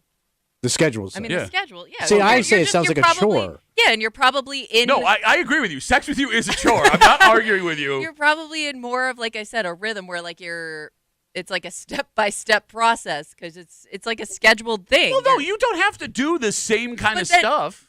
But then what you're describing, though, would be spontaneous. What are you doing? Well, no, you can have. Okay, how about this? Scheduled spontaneous. I don't know if you can schedule spontaneous. That doesn't make sense. Hear me out. Hear me out. Scheduled spontaneous sex. Go. Hear me out. How do we do it? Well, no, because Kimmy, what you're describing is like scheduled sex. You're going to do the same thing Well, front to back all the way over. Even if you don't intend to do that, it kind of turns into that. So then you just have to, every time you are having your scheduled sex, mix up the foreplay a little bit, mix up where it's going to happen, when it's going to happen, how it's going to happen. You get what I'm saying? All right, so maybe not Okay. not having standard bedroom sex. You could take your act around the house or on the road. But with somebody with kids, how would you do that? No, you take it on the road. Okay, you could take it on the road, baby, if that's the way you want it, baby. Right. But you do need her around. Yes, you do. But even taking it on the road, like you're describing, it's kind of scheduling it. Right, but at least to Pat's point, it's somewhere we're else. changing it up. And I would even argue inside your bedroom, as long as you concentrate on not just having missionary sex every time you're together, it's going to be different. All right, you could bring in toys. You could do that if you're a man that's secure enough to do it. Right. Because there are a lot of guys that get very offended if that would even be suggested by their partner. You could do a little role play. No, you can't. But I don't know You're if you a should terrible actor. surprise somebody with that. Surprise toys? Surprise toys, surprise role play. Like, I feel like that should kind of be a discussion first at some point. Well, that could be a discussion during foreplay. No, or, I mean, if you're scheduling sex, you can have that discussion of we're going to be having sex at this time and this day. Would you like to try role playing? Or you should know, I guess, going into it that your partner would be into it. Well, obviously, I'm not just. I would bring it up to. I would bring that up to her while she's in the mood to have sex. I wouldn't bring it up as a cold discussion outside of sex. You wouldn't want to be surprised with something like role play. No, but if she wanted to do it, if I was in the if I was already. Yeah, but you would hate every second of it. But if I was already stimulated, if I was already fully engorged. Okay. And throbbing. Or would that ruin it I for could you? be. My veins were popping down there. Okay. I could be convinced at that moment. Is this you role playing? To be the pool boy. I already got the outfit. You really do have a pool boy outfit right now. You do. Yeah. So we got a lot of ladies writing us on Instagram. Emily wrote us earlier. She wants spontaneous. Yeah, which makes sense. Alicia writes us on Instagram. Duffy on WCMF, the easiest way to get us. My husband and I schedule our intimate times because we are sometimes so busy or tired from work. We know when we need to avoid strenuous housework or stay late at work. It's also great because we could plan something like romantic, like a dinner beforehand. And that's what's so weird about this. Again, like, you know, the most romantic times of your life are when you're dating your partner. Yeah. Right? Like, that's also arguably the best sex. So if I know I'm going to have sex when I am going to see that person that night, that is planned sex. If the best sex of your life is planned sex, why would you not lean back towards that idea? All right, but then you could, you would have time to like go out to dinner and do stuff like that. Okay, I mean that could work. Here's the other thing that sucks though as you get older, and I know people in like their mid-20s to mid-30s don't want to hear this. Even like an act of going out to dinner too late with the intention of having sex. It could be over before it starts. Right? Like the amount I'm too full for this. Yeah, you're going to be tired and bloated. It's just the way I like it, buddy. Let me touch your bloated body. Let's take a break. Okay. All right. Kimmy is headed back over to her mic-free cave over there. Again, if you're just joining us, for some reason, Kimmy's mic has stopped working. Our engineer is now fully underneath our board, trying to figure out what the hell's going on over there. Kimmy has her whiteboard that she will be using if you're watching the live stream when she doesn't have the opportunity to get on mic to write comments and things. So you can check out our live stream, The Break Room WCMF, on YouTube and Twitch. Coming up. What do we got? Let's talk freedom. I'm not talking patriotic freedom. What kind of freedom? I'm talking life freedom. Because the things that you own actually own you. Yes, they do. Because we have dreams of having a house and a car, right? And a family. We lost Tommy's mic now. Tommy's mic is gone. Okay. We will get into all of this and figure it out next here in the break room on CMF.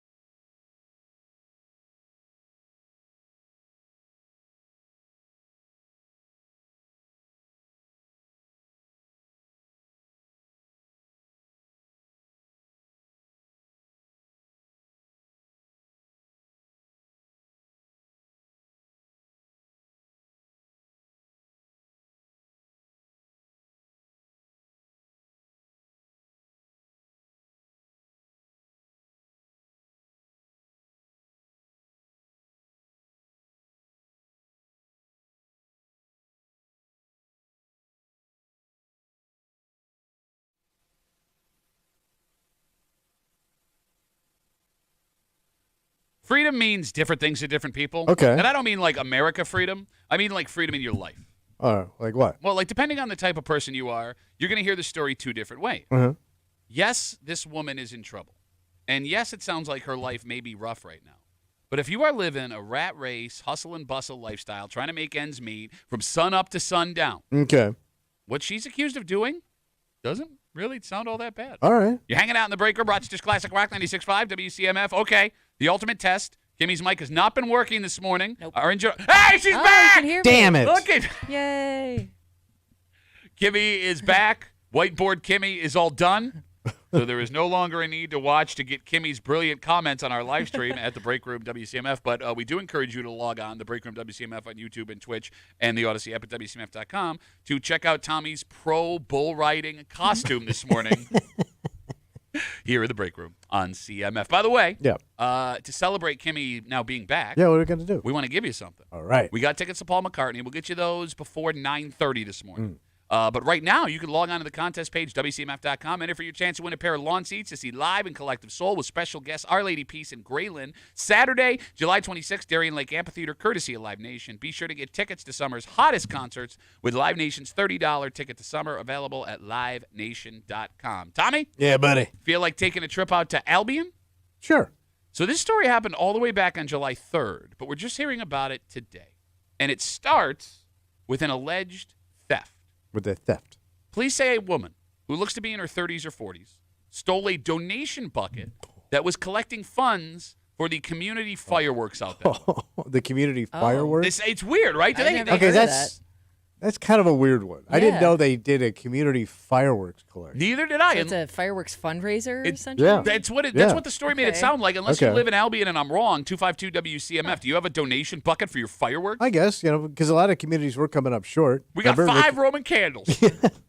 All right. But here's the thing. We're just getting started. All right. Because while police were investigating that crime, they also got reports of someone using a tugboat as Wait. A a tugboat. tugboat as an Airbnb, but never booking the Airbnb through the proper channel. So it seems this boat was an Airbnb, but Okay. these people were living on it without having booked the Airbnb. Police did a late night check of the tugboat. This is the weirdest Yeah. goddamn story, man. They found this woman, who was also accused of stealing the fireworks money, and a man on board the ship. The tugboat. Yes, the pair admitted they had been squatting on the tugboat and not paying any kind of rent. So they just walked onto this thing, opened her up, and Figured out nobody was staying in it. So made it was themselves empty. comfortable. Yeah. How long had they been tugboating? About a week. Wow. Damn. Yeah. The pair were charged with burglary. That sounds kind of cool, though. Okay, so let's It talk does. about that. I would Let's- love to spend a night on a tugboat. So here's the thing. You hear a grown-ass couple arrested for stealing fireworks donations and squatting in a tugboat on the Erie Canal, and that sounds sad. It's like the worst Ribs Arkansas song ever. Yeah. But I'm glad I'm not the only person that sees this story as a little bit romantic. Romantic and fun. Right? I bet you it's kind of nice too. I mean, if you're painting it as an Airbnb, it's probably fixed up a little bit. Let me ask you this. Sure. You're on the tugboat that night. Yeah. Twice asleep. Yeah. Do you go up into the wheelhouse, pretend you're the tugboat captain, like move the wheel around a little bit like you're working it? I don't know what other option you would have. Would you be embarrassed if your wife caught you pretend tugboat piloting? Okay, here's what I would do. I'm going up to pretend a tugboat pilot for Yeah. myself. But if she catches me, I'm then going to pivot and pretend that we're now role-playing Oh, as the tugboat Look at captain. that. spontaneous That's too, right. buddy. Hey, I got something for you. Okay, so here's the thing. The average person listening to this show right now, you're always going. Yeah, Work is tough. sure. Money doesn't go as far as it used to. If you got kids, it's sun up to sundown work, and the second your head hits that pillow, you got to get up and do it all again tomorrow. Yeah. Squatting on a tugboat and allegedly stealing $60 from a fireworks donation bucket doesn't sound like the worst life in the world. Right? It sounds fun. Yes, I know it's illegal and you shouldn't do it. very bad. We're not but encouraging. it isn't like you did the crime of the century here. Exactly. Like, yeah, you don't have all the amenities people living the straight life do, but you also don't have the stresses of everyone Of else. nothing. Yes. You're living rent-free on a tugboat, Yeah. eating fireworks money. That sounds like a pretty good. That's a pretty fun summer. Okay, what does it say about how life is right now that all three of us in this room are like, yeah, I think I want to be a tugboat criminal? I don't know, man, but sign me up. All right, so crime aside. Yeah. Crime aside. 252 WCMF, 252-9263. You find out someone we work with has been living on a tugboat in the Erie Canal as their full-time residence. is that person super cool, or do you see that person as sad? You have to pick one. Oh, you know where I'm going. Where are you going? I'm going sad. You just said the whole but thing it was pains cool. me to say that. Does it depend on the age of the person? Age and who it is, yeah. Okay, so Breezy from PXY, I believe she's 31. Yeah. You find out Yeah. she's been living on a tugboat. I find that funny and cool. Okay, so that's cool. Oh, you think it's cooler if a younger person's living on it? Well, Breezy in particular. All right. Because just how Breezy So this is a person-by-person basis. Breezy fits her personality, fits her name. Yes, she's very breezy. She's very freewheeling. Yes. All right. You find out Spazzano has been living on a tugboat in the Erie Canal. Sad bastard. The hell's he doing, man? 40 years of radio, you're sneaking off on a tugboat? You just said you would want to do this. I know. And I'm also jealous that he did it. But you think he's sad. Yes. But if I did it, I'd do it cool. How do you make living on a tugboat cool? Because I'm in it. I look like a little tugger. You don't think I look like a tug guy? No, didn't they call you Little Tugger when you were in high school? No, but I'd be like Tug Boy. Yeah, no, that was your second nickname in high school. Right. I would love to be Little Tug Boy. No, you? Oh, no kidding. Yes. Bro, I'm hiring for this new business I have. You're kidding me. Yeah, you're not going to believe this. I got a whole kiosk and everything. Where is it located? It's in the men's room. Yeah, but what's it called? My business is called, hey, we're looking for Uncle Tommy's Tuggers. Close your eyes. Give me your hand. It's your business. Tug away. Yes. It's supposed to be Captain Nope. Pat's. Nope. It's my business. You don't tell me. Tug Academy. I've already. Thank you for making my joke better. 252 WCMF, 252-9263. We're talking about this woman out in Albion. She was arrested all the way back on July 3rd after police say she stole money from a donation bucket that was meant for the town's fireworks. While they were investigating that, police got a report that there were people living on a tugboat that is an Airbnb that had not booked it through the proper channels. They did a late-night check of that tugboat. They found this woman who was also accused of the bucket theft. Yes. And a man living on this tugboat. They admitted that they had been squatting on the tugboat, not paying any rent for about a week. They were charged with burglary, petty larceny, criminal trespass. They have a court date coming up. Okay. Tugboat, houseboat in general. Yeah. It's interesting because houseboat is really the ultimate freedom. Yes. Right? Like if you have a houseboat on Lake Ontario, you can go anywhere you want. Yeah, you put around. You can have breakfast in Toronto. You can take a trip down the Genesee. You can go down the canal. You can make it to the ocean if you wanted to. You I kind could. of see it as like a retired person's dream. Oh, yeah. Right? Yeah. Can I ask a question? What? Can I use Lake Ontario to get to the other Great Lakes, or would my boat fall over the falls? No, you go up the, what's the canal over there? There's a canal. That connects them? Yeah, there's a canal that you can go through. Because the ships go through the, you can navigate all the lakes. Are you sure? I Yes. think he's right, Yeah. or at least some of them. There's a canal in Buffalo that will get take me you to into Erie. Lake Yes. Erie. Okay, Yes. so I could get to Chicago if I wanted to. Yes, you can. Okay, You so- could go all the way to the Midwest. All right, so there you go. But it wouldn't be it would be a freedom you don't want to get any other. How do I put this?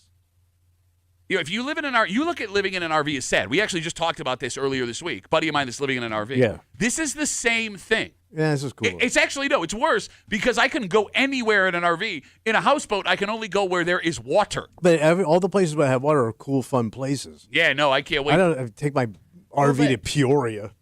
But even if you take it to another place, you don't have your car with you, to Pat's point. Yeah, So where you're you kinda going? stuck like wherever you can walk, or I guess get a ride, Now, you know like what you Uber buy? around. What do you buy? His and her scooters. Oh. You mean the scooters you also think are sad and you hate? Yeah, but these are cool water scooters. That's great in the summer. I mean, Those are you called can jet only skis. live your life like that so many months of the year. No, she makes another good No, point. you go south. That's the nice thing. You go You south. could take it south. Can you take a houseboat into the ocean? Yeah. No, I a know houseboat. you can. You can, but depends on what the weather's like. Because if it's rough, no. That's what I'm saying. Like, I would have to go to the ocean. They're to not get- really big sea boats. But I would have to, not like your They're mom. not- yeah. I would have to go to the ocean to get south, right? Yes. Okay. You can do it, but Okay. you'd have to be careful. Yeah, BK, I'm not doing that. But you could also go down. Oh no, you could go down the Erie to the Hudson, Oh, Yeah, here we I and know then go he's to the right. intercoastal. Yeah, I- you didn't even have to go out to the ocean. Yeah, I know somebody whose dad did this in retirement. They took it all the way down. You go to Florida. south somewhere. Yeah, you could through go. a You river. could go from here to the Keys in a houseboat. It'd take you a while, but you could do it, and you're retired. Okay. That would make me scared. I'd be scared. to go that Why? far. You're What do you in the mean, inter- why? you're not in the ocean. You're in the intercoastal. You go right down the Hudson. You go right down Manhattan. Okay, the Edmund Fitzgerald sunk in the Oh, Great my Lakes, buddy. God. Ask Harry Chapin. Was that Harry Chapin? No, it's your boy, Gordon Lightfoot. Gordon Lightfoot. They're the same guy. Has anyone ever seen? And down, you better take care. No, that's not even the song. Past shorts look like underwear. So people are Boo! people are tweeting you can take the Mississippi River to the Gulf. Yes. Okay. Yes, you can. Do you, as a New Yorker, do you want to have to stop your houseboat in small towns off the Mississippi I would River? love to. Hi, I'm an Italian from New York City. You do great on that run. I think the houseboat's sad. I think it's sad. By the way, those houseboats are effing gorgeous. There's some that are really like you know those high-end RVs you see? You mean the ones you said were sad? Same thing. Yeah, but you said No, those... that's a tow behind. I'm talking about the motorhome. Yeah, you can't have a tow Those behind ain't- houseboat, you idiot. No, but those I'm That's talking. called a raft. Look, if you got a tow behind RV, it's okay. Yeah. You got one of those $200,000, $300,000 motor coaches. Those things are badass. You're just basing it all on what things cost, man. Well, that's what everybody does. No, it's not true. That's your deal. You got to have your busted daddy RV and boat set up, or you could go high end. Can I tell you, all of my dad's RVs had a motor in them. They were all motor homes. He never. Hey, a possum on a wheel is still a motor, technically. I've never seen a houseboat in person. You've got what? You've lived up here your whole life. Where are there houseboats? There's houseboats on all the lakes have them. Yeah, You could come across a few. I've never go seen down them. to the lake. and they're really spacious. Okay, Kimmy, is a houseboat sexy? It's sexy maybe for a short period of time. Like you may meet somebody who lives on a houseboat and think, wow, this is cool. He's living free. He's spontaneous. And then after like maybe a few weeks, you're like, yeah, where's all my stuff going to go? You know, like Okay. But if you're a single it becomes guy- inconvenient really quick. If you're a single guy with any boat, you get in trim. Okay, all right, Kimmy. Well, Temporarily. yeah, but you get in trim. Kimmy, you're single Kimmy. Yeah. You're at a bar Yeah. down on Lake Ontario. Yeah. You're at Ollie's. Sure. You meet a guy really cool. He goes, hey, listen, when we get out of here, Yeah. head on back to my houseboat. Is that a green flag or red flag? I think like 20-something-year-old me would think this is really cool. And you're getting on that boat. And then again, that's a lesson you learn quickly. Like, oh, this is not the kind of guy that you want to date. You know what do you think? Every guy that owns a boat is a scumbag. No, No, not so much that. One, It's- yes, but I don't- houseboat I'm not- especially. I'm not saying he's a scumbag. I'm just saying, like, you realize he may not have his crap together, and that's why he lives on the houseboat, Okay. not because he necessarily chose to live on the right. houseboat.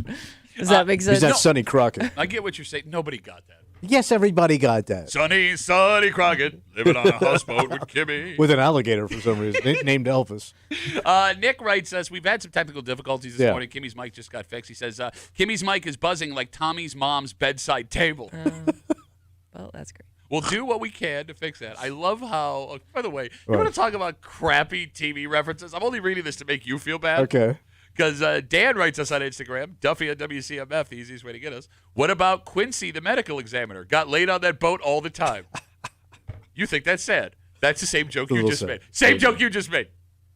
And we're also getting, this whole break has turned into a Christopher Cross song because I got a bunch of old men. Another old reference. Well, no, a bunch of old men that are trying to explain to us how to get down to where we want to go. We brought up the Mississippi. I guess there's a couple of different routes you could take. Because you didn't know you could navigate all the Great Lakes. No, I didn't. I thought I would. Growing up here and going to school here. I was never on the water, man. My dad had a boat for a very young period of But my they time. call it the St. Lawrence Seaway for a reason. I've never heard it called that. It's what it's actually called. I don't. How am I supposed to know that?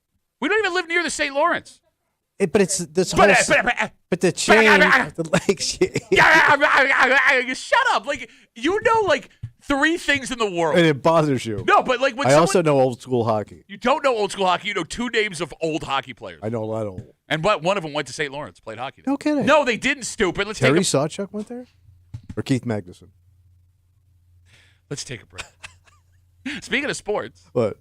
Bill's camp is, I think the first public Next practice is a week away. Yeah. So that's super exciting. And we have a list in front of us now.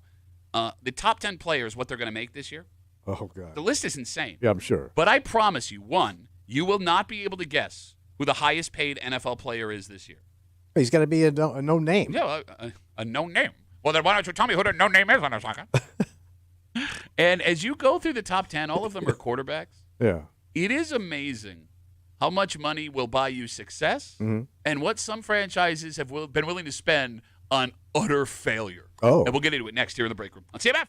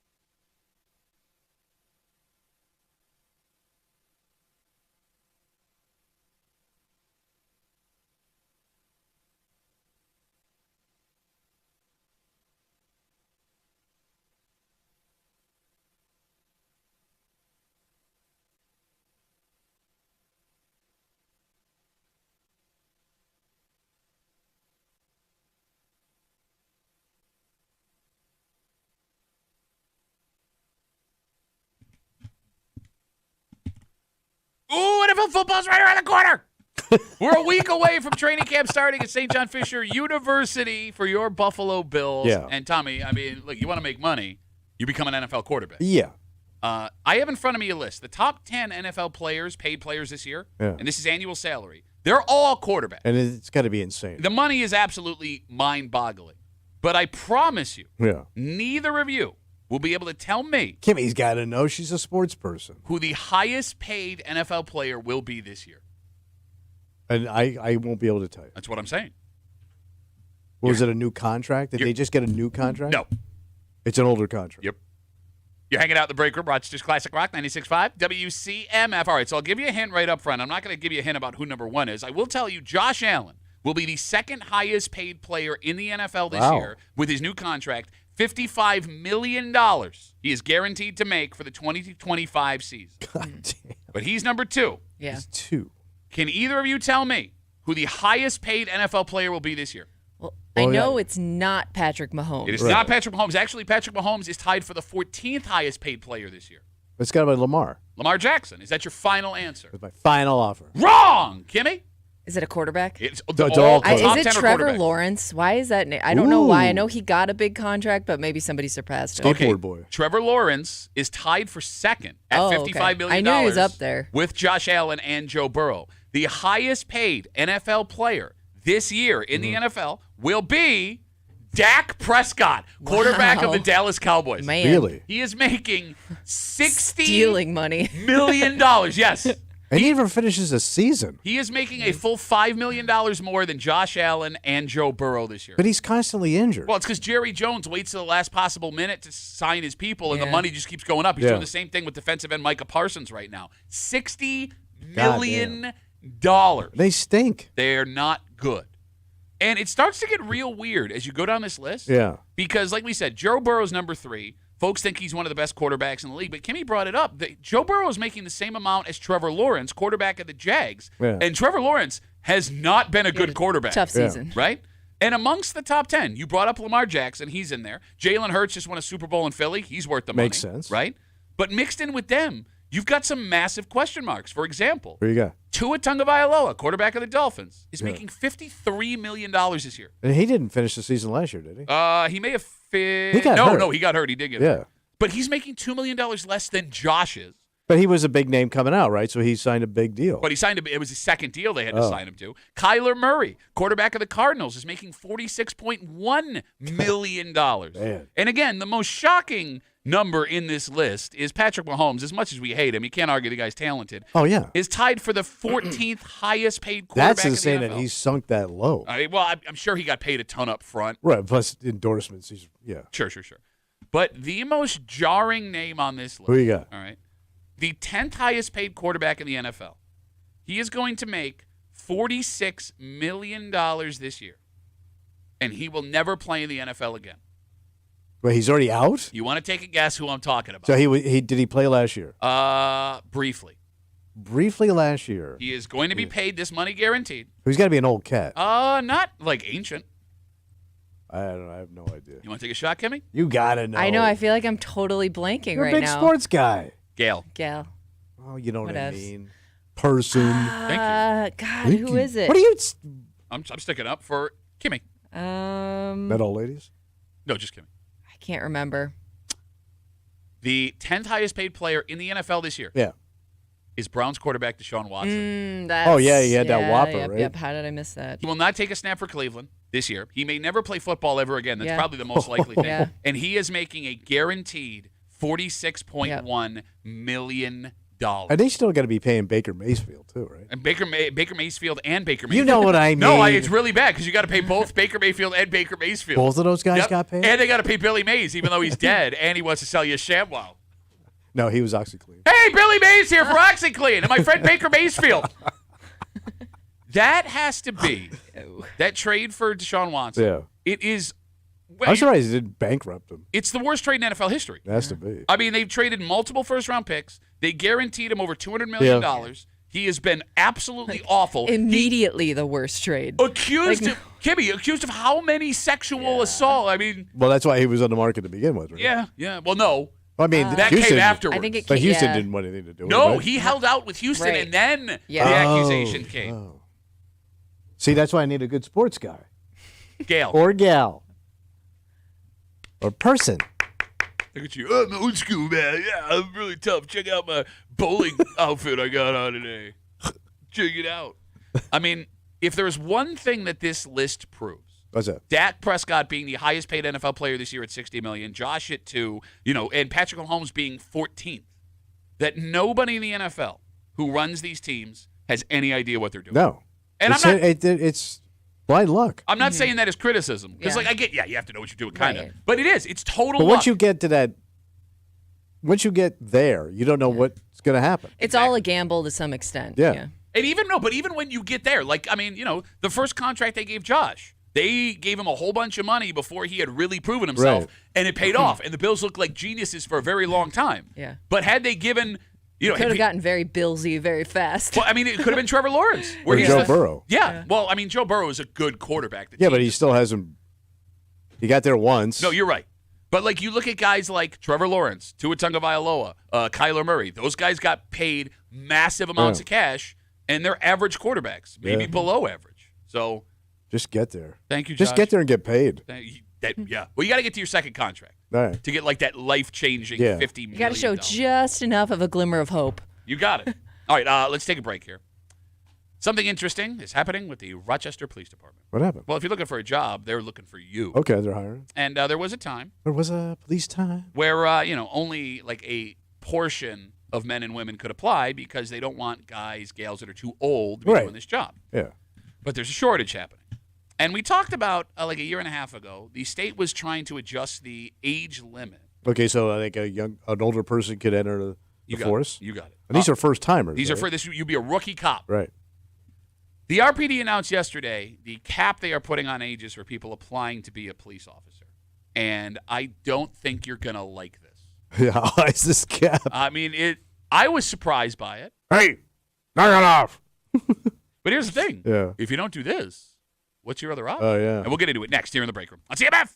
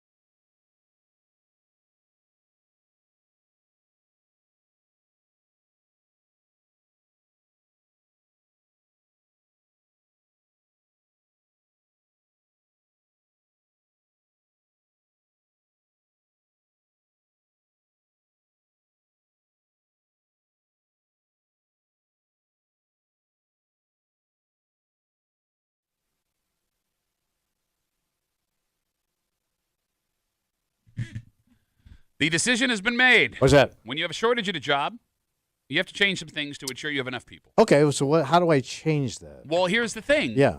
I mean, there are a couple of different ways to go. All right. And at this job specific, shortage is not an option. You can't work with a skeleton crew. What they have changed, Yeah. there was a reason this rule existed. There was a reason why folks like this weren't allowed to apply in the past. And although people are doing more as they get older today compared to decades ago, to start this job at this age, Yay.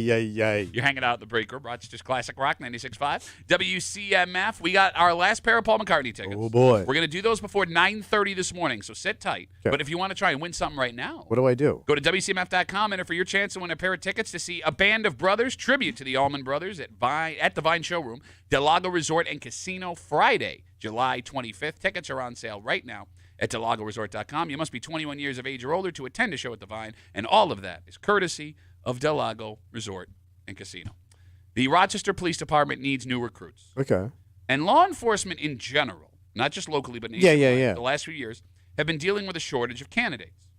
To combat that, the state of New York started changing who was allowed to take the tests at different points in their life. Yeah. For example, it used to be once you passed the age of 35, you could no longer take a test in New York State to become a police officer. But yeah, physically, you can't do it. And like 18 months ago, all of a sudden, proposals started showing up. We talked about it here on the show. Lawmakers wanted to change that age rule. Okay. Some lawmakers suggested to increase that age to 40. Some argued there should be no age cap at all. Wait, no, what? Their argument was if you can do the job, doesn't matter, Yeah. put him in. All right. Well, we now know the new rule. The Rochester Police Department is allowing people to take the rookie Rochester Police Department, whatever, get in test until the age of 43 years old. You could be a 43-year-old rookie? 43-year-old You rookie could be a cop. 44-year-old Like you've rookie. never been? No, she's You right. take the test at 43. Yeah. You could be turning 24. 44. Going through, I said 44. You said 24. I said 44. Your mic's broken. So You could be 44. I've never been a cop in my life. Yeah. I'm 43 years old, Yes. and I'm going to do this. By the way, what you are describing, I think every network has had that as a crime drama at some point over Yes, the last they 5 have. years. You're absolutely right. Tommy? It's called Gray 911. 252-WCMF, 252-9263. Is 43 years old too old to start your career It sounds it. as a police And I know there's like physically fit guys, in Yeah. shape, but like to be a cop and to think like a cop and have to deal with what cops deal with goes way beyond, I'm guessing, just the physical, I can run a mile. I love how you come in with that. Like, let me tell you something about I know nothing about. I've been around since Adam 12, son. Nobody knows what that is. Yes, they do. You know what it is. Only because I hang out with you and you're sad. I would think any career change in your 40s is going to be hard. Yeah. You know what I mean? Because you're jumping into something brand new, and And you got to hard. fit in. And most of the time, like you got to fit in with a bunch of new, maybe potentially younger people. Like just fitting in with the other people you could be going through this with would be hard enough on its own. Well, your and then you hus- add the physical aspect of this job. Here comes and, Fart Squad. And it's got to be Now you're putting fart cord. gotta You be know they tough got in your gas. 40s. So your husband kind of went through this, not in his Yeah, 40s, but he you're- was an older guy going through the academy to become a firefighter. Yeah. luckily he's super immature, so he fit in with all the young Yeah. recruits. Okay, look, you think that 43 is too old to become It sounds like you're pushing it a little too much. Okay.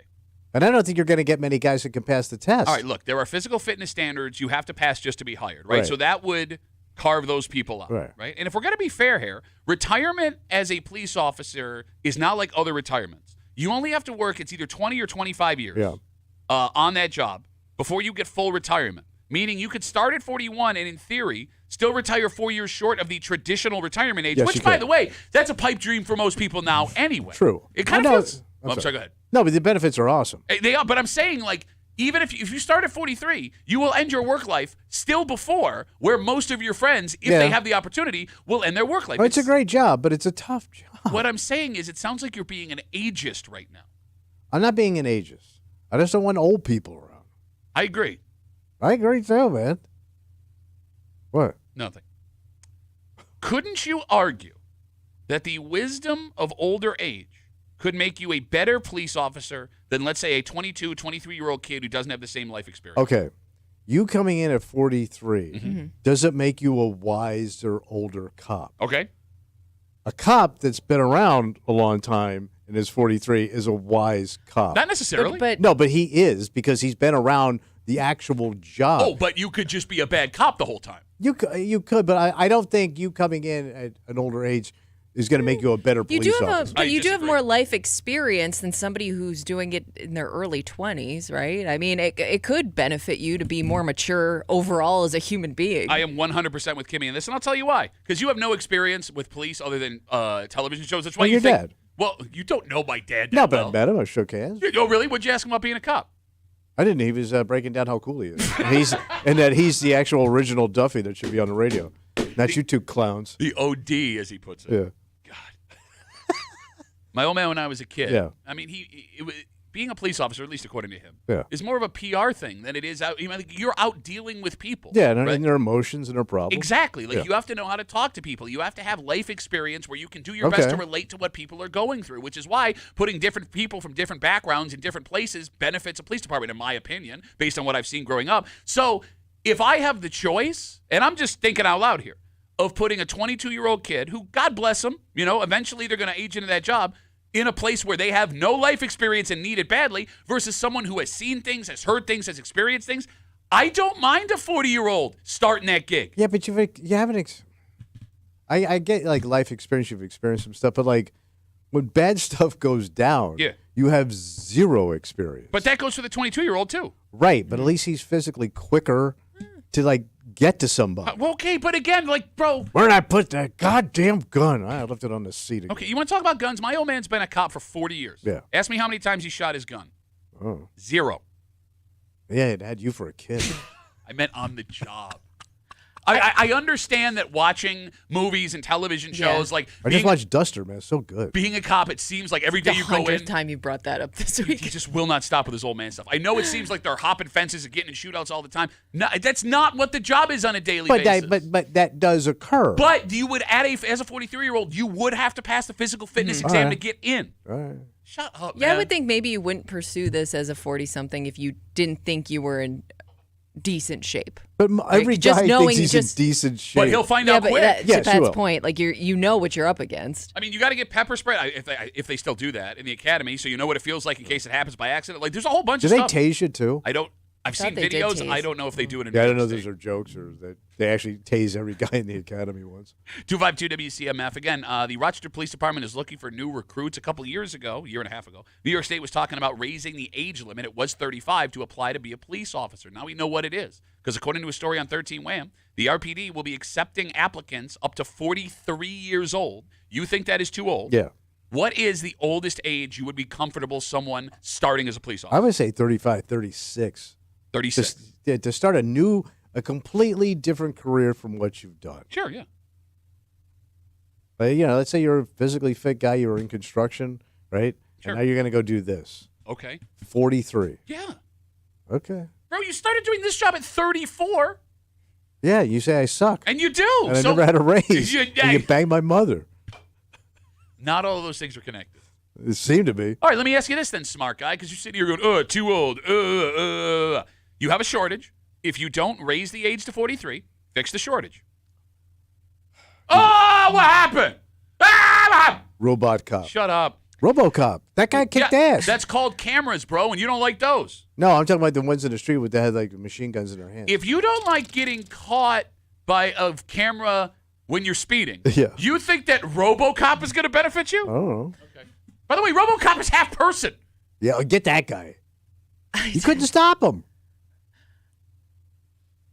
I think beyond the physicality or the physical part of the job, starting this career at 40-something would be the hardest if you have to listen to younger people. Yeah, and you would. Which most likely you would. Like you're that younger guy who's had 10 plus years of experience on the job is going to kind of, he's allowed to boss you around a little bit. And I don't know how many 40-somethings are going to be cool with that. Here's the thing, though. I think there are some jobs that you could start that are so high. What's the word I'm stress? looking for? Stress, yes. But, all right, for example, if I'm going to become a pilot in my 40s, and there's a 30-year-old guy that's got 10 years of experience, I don't care how old he is. I'm listening to him. Yeah, you have and, to. and I would assume becoming a police officer, because you're walking in with no knowledge. No, I mean, you have no choice but to listen to him. But I think it's probably, you got to set aside your ego, right? Oh, yeah. And that's going to be difficult for 'Cause some you're a rookie. people. Yeah.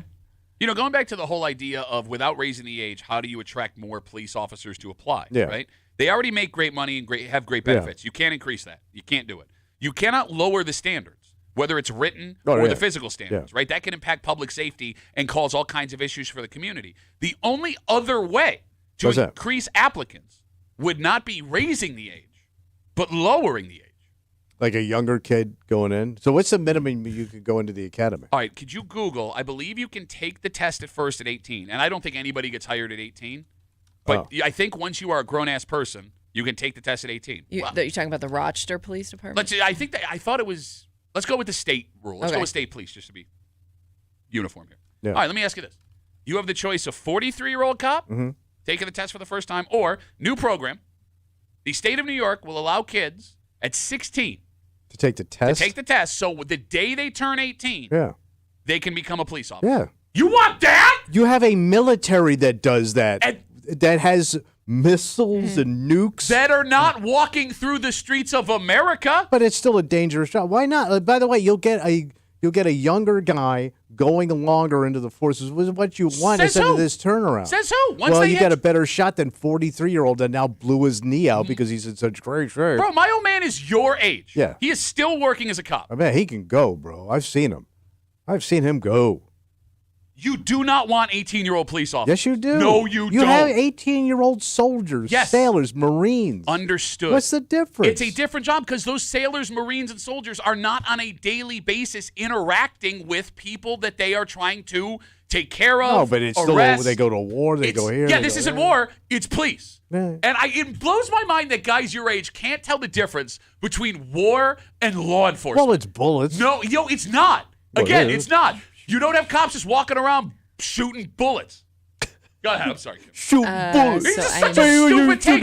It's such a stupid take. Yeah, shoot your damn bullets right in your goddamn mouth. If you got pulled over by an 18-year-old, you'd be losing your effing mind. Oh, no. I appreciate the young man. No, 18-year-old. But 18 to, I mean, a 20-something's going to look the same to him as an 18-year-old. Right. Think about there's very little difference between those two. It does say you have to be at least 20 years old by date of application.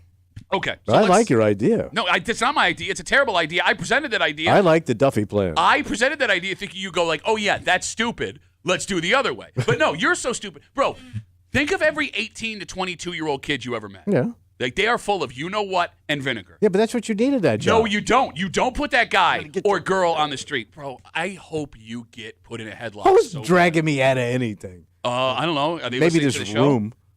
Are they listening to the show?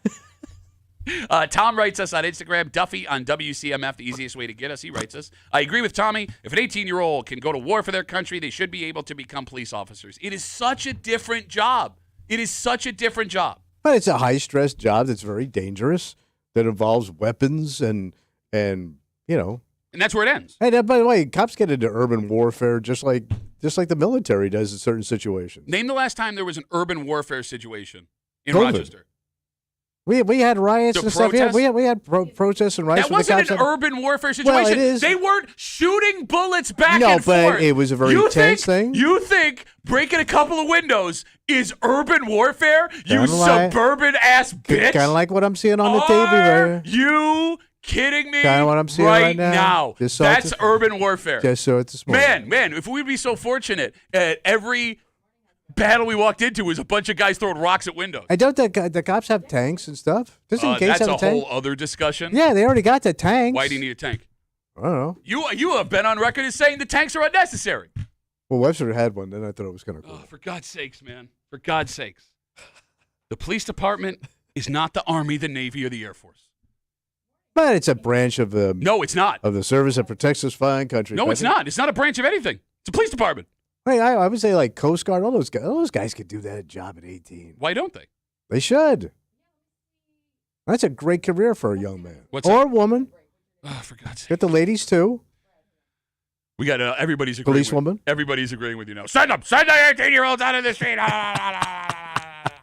Tom writes, they go through how many months of training before they go into these countries? I'm assuming police officers go through extensive training as well. It's not as extensive as you think, in all seriousness. Like the academy? The academy is not, it's not like. Boot camp? Well, I mean, boot camp is, and again, you're training on the job before, unless we're in wartime. Yeah. Something major happens. All right, 252 WCMF. We're rambling here. We're yelling. We're looking to recruit young men. Tommy, no, we're not. On the Duffy plan. Speak for yourself. You came up with the plan. No, I'm talking about you recruiting young men for whatever you're doing. 252 WCMF. We'll take one call. All right. We started this conversation. The RPD is looking for new recruits. They are now recruiting up to 43 years old. Yep. You are allowed to take the test for the first time at 43 years old. It used to be 35. Shortage in law enforcement. They have raised the age. Tommy doesn't like 43, but he's fine with an 18-year-old kid being able to be a police officer.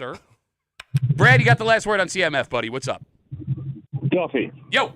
So I'm not against the age being increased, but down to 18, you can't even get a pistol permit in New York State till you're 21. Thank you. So how are you going to have a? So you make an exemption for guys that want to serve. For 3 years? They're not serving. They're police No, officers. serving the community. Okay. Go ahead, Brad. I'm sorry. They can't carry a pistol in the military when they're 18. They can only carry a long gun. So what are we going to do? Have 18-year-old police officers out here walking around with no gun for 3 years? No, give them that long gun you were talking about. All right, Brad, are you? I think a long gun does the job even quicker. All right, Brad, let's say. You're a moron. Let's say, well, hold on, Brad. Let's say What to go tell me about it. What to go tell me about it, ladies and gentlemen, professional talker. Brad, let's say Tommy's idea, they carve out an exception for 18-year-olds so they do background checks on, think are fit to do the job. Would you be okay with an 18-year-old police officer? No. Why? They're hardly out of high school. You're not even mature till you're 25, dude. Yeah, dude. Look back at you when you were 18. Would you have thought about becoming a police officer? Would you trust you? No, of course not. I don't trust you at 63, you idiot. I'm going to trust an 18-year-old. Brad. Thanks, Duffy. Thanks, buddy. Have a good rest of the day. There goes Brad. Okay, let's take a break. Yeah. God, this is the worst take you've ever had in your life. I think it's a cool I one. am like furiously angry with you. Because I was like, as I'm writing this last night, I go, I know an easy way to make him understand, but to make an 18-year-old police officer. Yeah, you're right. That's a dumb thing to do. I guess we have to go, no, it's brilliant. It's a brilliant thing to do. Kimmy kind of agreed with me. No. I thought you did when your mic wasn't working. All right, let's take a break. We are not physical fitness people to the point where we're running races every weekend. Oh, like joggers and marathoners? I'm talking straight up runners, man, racers. Oh. And because we are not these people, we are not familiar with this race that has become kind of a big deal across upstate New York. Oh. You got to travel to do it, but I do know there are a bunch of people from Rochester that travel to Utica for this annual race. And something happened, at this race over the weekend. Oh, somebody pushed it a little too far? No, man, it's even worse than that. Because if you're going to run a race of this magnitude, you got to train, you got to have the mental fortitude. Is it a long race? The physical fortitude. I mean, it's longer than you would want to run. Okay. And to be knocked out for this reason. Oh, wait, knocked out like... Knocked out of the race and maybe unconscious, to be honest. How they do? They didn't do anything. How'd they get knocked out? They were just running.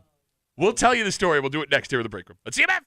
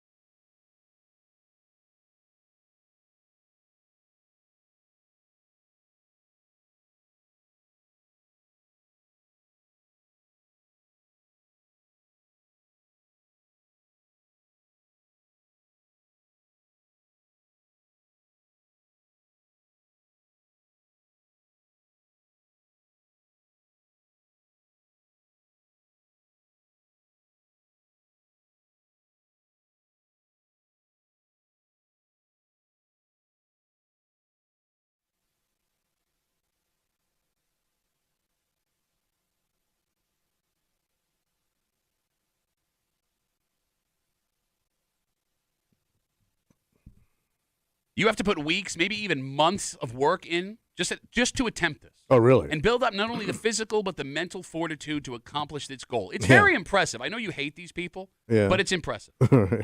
It can break people down. We've seen people quit in the middle of major events that friends and family travel to watch them participate in. Test your fortitude. Exactly. You're steeled, Patrick. So for this poor woman to work this hard and have her day end in this way, you're hanging out in the break room, Rochester's Classic Rock 96.5 WCMF. We'll jump right into it. Are either of you familiar with the Boilermaker 15K? I know. I've heard of it. Okay. Yes. So it's Now I am. It's a big race they run every year in Utica. It's about Just to leave. It's Sure is your chance. Go. It's about a 10-mile run. It attracts fitness enthusiasts from across upstate New York. So what makes this different? You had to full out run, not like a jog? No, I mean, it's a race. You race it however you want to. But for whatever reason, lots of people from Rochester, Buffalo, Syracuse, Albany train for this and make the trip for Utica. I don't know what makes it so special. If you are runners, 252 WCMF, what makes the Boilermaker 15K such a big deal? And for most people, Tommy, training for a 10-mile race in the middle of July is brutal. Oh, sure. You have to dedicate yourself. You got to be in top shape. You got to make the commitment, Patrick. And there are plenty of people who do not finish this race due to injury, exhaustion. Oh, sure. But one woman was stopped thanks to Mother Nature. Oh, what showed up? During the race on Sunday, a female racer was forced to withdraw after being hit by a deer. Wait. She got run over. Wait, the deer cut in front of her? Sounds like it. Oh, it's worse than that. Broadsided her? It's worse than that. According to witnesses, the woman was running on a downhill stretch when the deer came out of the woods, quote, barreling down and hit her head on.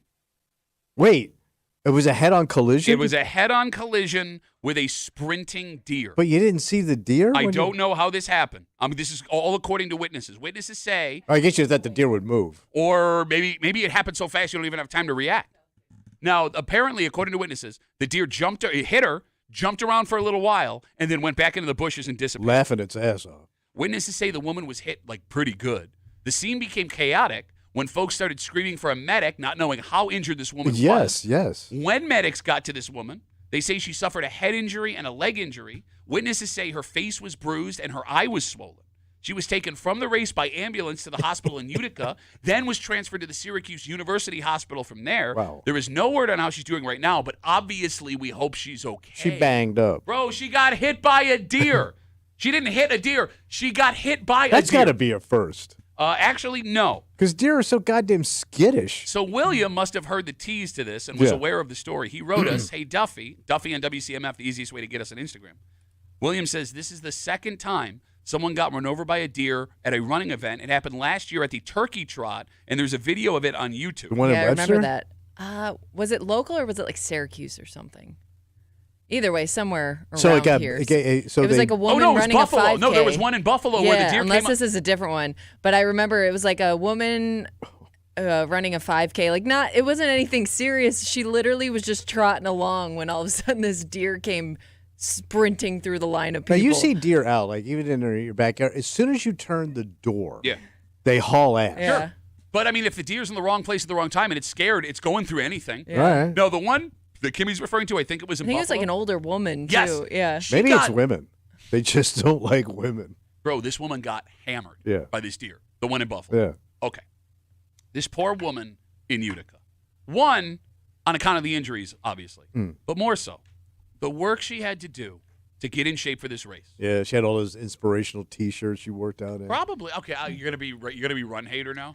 Of course he girl is. tough. He hates any group physical activity. Hashtag No, I take that back. Mom strong. He hates any group activity. But this isn't even really a group Gal power.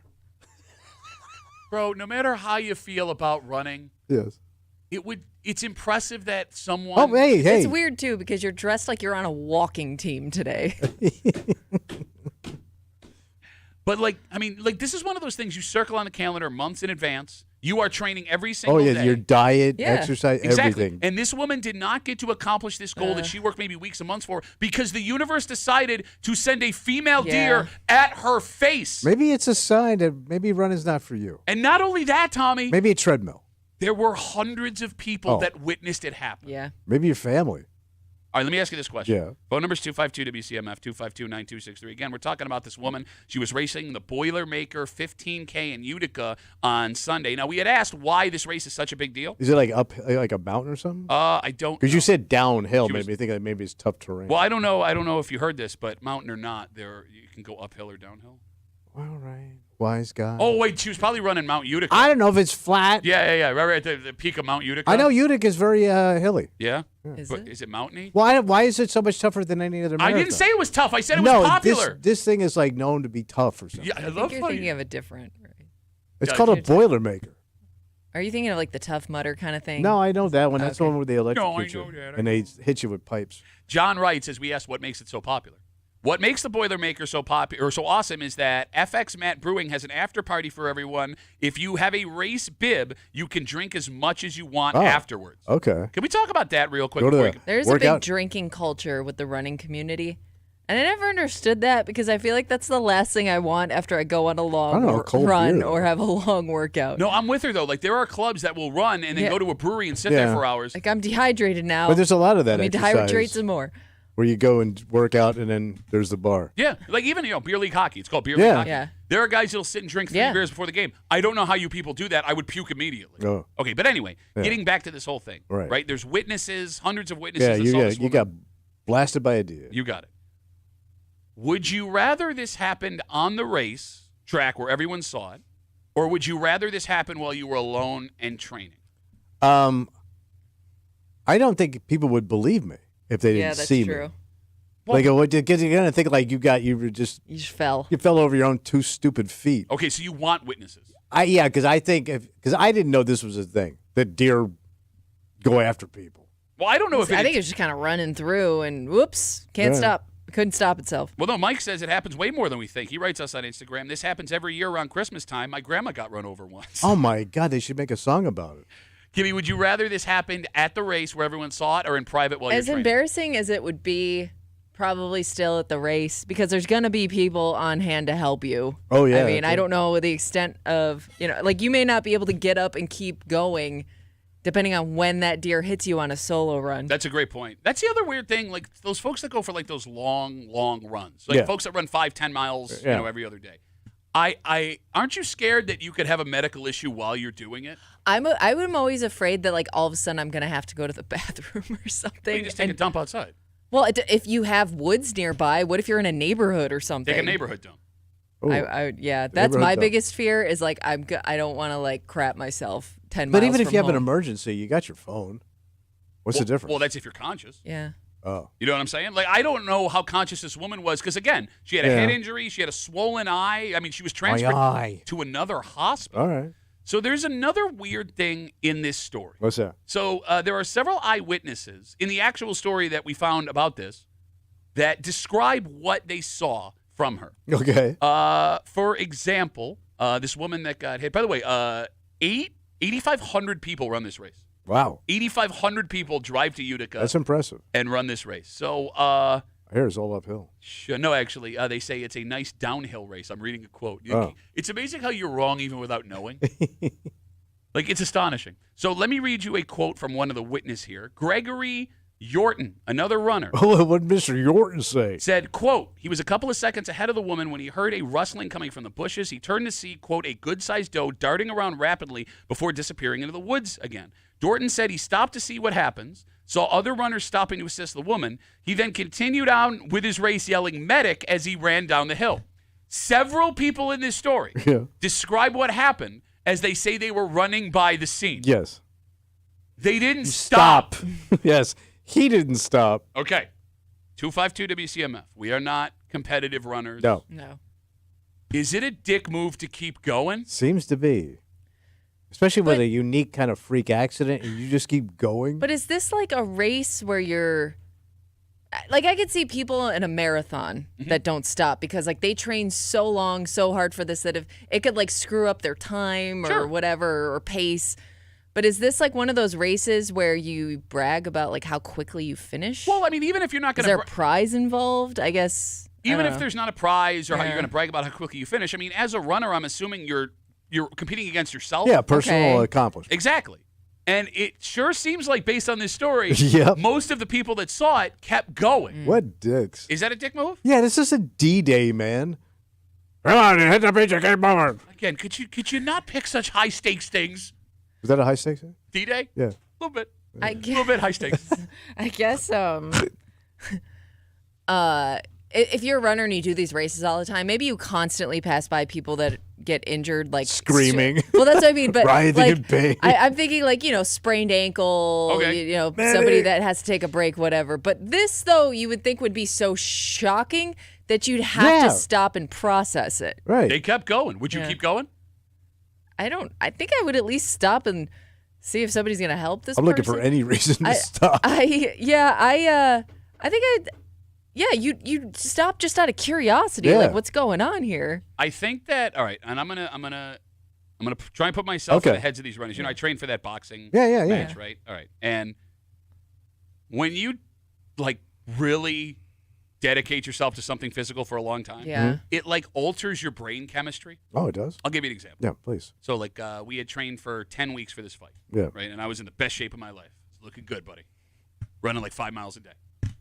I got in that ring, and it got really intense, and I got hit with a shot that I would have stopped immediately any other time. Like the ring was moving a little bit, but because I had put in so much work, there was no way I was stopping that fight. There was the blinders on. You would have had to kill me for me to stop that fight. So like, and it was all because I work out. Like if somebody today punched me like that, if I went to the boxing gym, I'm not going back for 3 weeks. Yeah. The fact that these people train so hard for this, that you're that in the zone. I think that like even a good person, their chemistry has been altered in their brain so much that I have to finish. I have to get my personal best. I can't. I mean, you just train and you're not a nice person. I'm kind of with Tommy. If this was like well into the race though, and I'm exhausted, Sucks. I'm definitely looking for an excuse to take a break. So done with this crap, man. Where's that beer you were talking about? Oh, I had to stop. I had to see what's going on. How about that? She missed out on all the free beer too.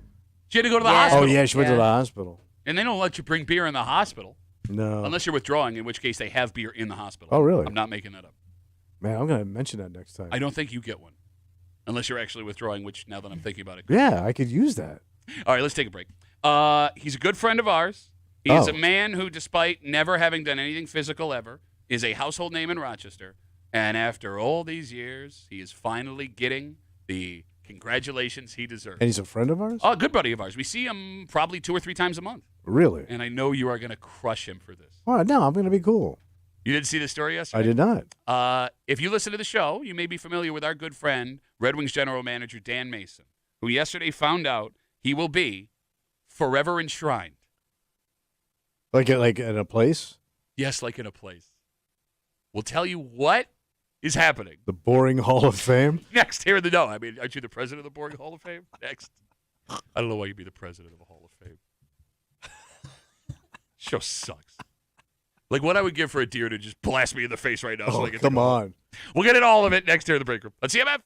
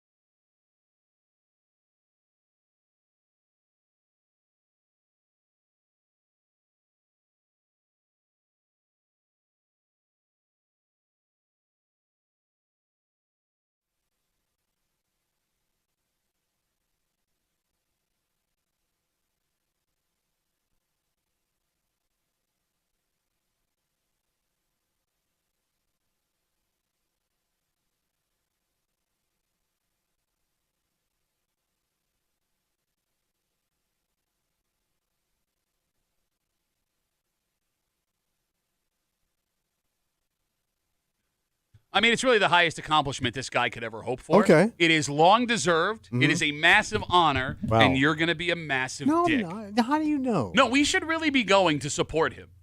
Like, we've known him for that long. We're that good buddies with him. We should. Absolutely. We You should- especially. Yeah. You've known him longer than any of us. Yeah. You're hanging out in the break room, Rochester's Classic Rock, 96.5 WCMF. I will ask you this up front. Did you see this story? I did not. Okay. Before we get to it, we have Paul McCartney tickets to give. Oh, boy. It's our last pair. Do not call now. We will get you them before 9:30 this morning. Okay. And if I forget, it's Kimmy's fault, so go blame her. Paul McCartney tickets, our final pair before 9:30. Stop Not right calling! now. Stop calling! Stop it, you bitch ass! I see your names. Before 9:30, here at the break room on CMF. If you listen to the show, you are probably familiar with our good buddy Dan Mason, Yeah. general manager of the Rochester Red Wings. You know, that sounds arrogant. Dan Mason's been around for so long, you probably know him anyway. Yes. Guys everywhere. You go to a ball game, he's out on the field. He's walking around. He's shaking hands. He's kissing babies. He has worked for the Rochester Red Wings since 1990. So 35 years? It's, his first job out of college. Wow. He has been the general manager since 1995. God damn. Yeah, I think he was one of the youngest in the league at that time. 30 years. Now he's one of the oldest. And Dan You Mason, didn't have to say that. general manager of the Rochester Red Wings, it was announced yesterday, will be inducted into the Red Wings Hall of Fame. Wow. Did he do that himself? Because he, runs the place? I do wonder who gets a vote in Hey, that. Tommy Blake just elected himself Break Room All-Star. By the way, you know you have it because I'm in charge of that. We would vote it down. Yeah, Mace is going into the Red Wings Hall of Fame, which includes some very impressive names. Who you got? Well, you're talking about Bobby Grich, you're talking about Joe Altobelli, Oh, sure, yeah. Ripken, all the legends Yeah, that guys came that played. through. Well, that's just it. He is being inducted alongside another former Red Wing. That would be Jason Kubel, former outfielder who had another major league career. Okay. He was the IL rookie. So of is he year. the only, non-baseball player? No, Maury Silver's No, got to yeah, be I was in gonna there. say Well, probably he's the people- owner, for God's sake. Was Well, the but owner. people, like, the that original worked- Maury Silver. Yeah, people that's what that I'm saying. worked- He's the owner. There's a goddamn statue of the guy. Sure, there are other May he rest in people peace. that worked for the organization that are in there too. Can we pull up the Rochester Red Wings Hall of Fame and see for non-players who are in there? Because I bet you you got, why am I blanking right? Fred Costello is probably in there. He could be in there, yeah. That's possible, Yeah. right? No, I'm really proud of Mace. I'm happy for him. That's so cool, man.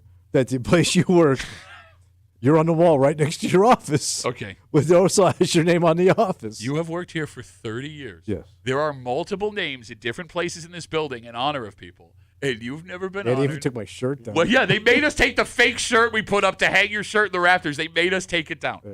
We tried to name the men's room after you. They wouldn't let us do it. I'm not making that up That's either. all true. Our boss said we had to take down the plaque that we put Yeah. up. So how do you make fun of Mace for this? I don't know. It doesn't seem that impressive, man. I thought it would be Are you kidding like me? if he was in the International Baseball Hall of Fame. You know what I'm saying? Yeah. Because they play in the International League, right? And I don't even know where they're headquartered. Internationally. Oh, sorry, all over the place. Yeah. That would be impressive. No. But the fact you're right there, bro. Are you kidding me? That's like your mom saying you're handsome. You're very good looking. Why are you being such a dick? I'm not being a dick. He should be very proud of himself. He earned this. And you know how he is. He's going to be Mr. Like, oh, no, I can't believe it. Because this time he's right. Kimmy, what do we got for So it non-baseball looks like there are members of the media that have been inducted Media? that covered What it for a fat-ass long covered media them for got a in long there? time. There are Red Wings announcers Okay. in here. All right. So this isn't Yeah, unprecedented. there's a bunch of Oh. different roles. Is there a media name we recognize that is in the Rochester Red Wings? Hold on, I Hall gotta of Fame? click on. All They're right. going to be long in the ground. Tommy's about to make a serious enemy if someone's still alive. I Because you think, know I think I've those, already done that. those sports writers have no sense of humor. No, they don't. But quite an appetite. George Behan? Nah, Never heard of him. No, no. that one. God, please don't still be alive. That's the first one that pops up. All right, take your time. All right. All right. So going back to the story here. Yeah, again. yeah. So you guys, what are they doing this? So it's going to be a 2-day event on August. 2 days? They can't wrap this up in 10 Can minutes? you let me tell what this situation is that you just asked for? On August 15th, it's a Saturday, they will be inducting Kubel, the ball player, into the Hall of Yeah. Fame. On Sunday, August 16th, they will be inducting Mason in a pregame ceremony, Okay. which I think as a show, I'm being serious. I think we need Yeah, to do. yeah, yeah. You know the mayor's going to be down there. He probably is. Oh, yeah. No, I'm serious. Yes. All the politicians and stuff. Bro, I'm telling you, I'm going to say something, and you're going to kill me for it, but I'm not- I'm being sincere when I say this. So, Scotty Metcalf, Amerks legend, passed away a couple Yeah. of weeks ago, and we talked about how back in the day, Yeah. whether it was the Red Wings, the Amerks, the Rhinos, like minor league sports players were huge. Yeah, they were legitimate celebrities here in town. Like they spent their careers here, and you loved seeing Scotty Metcalf or Jody Gage or Sharkey, Lennon Steenkamp. What a great name! That is a great name. But that doesn't really exist anymore with these athletes. Right. I would make the argument, What's and that? I'm serious when I say this, that Dan Mason is the most recognizable name in sports in Rochester. Oh yeah, I would agree with that. Is that fair? Yeah.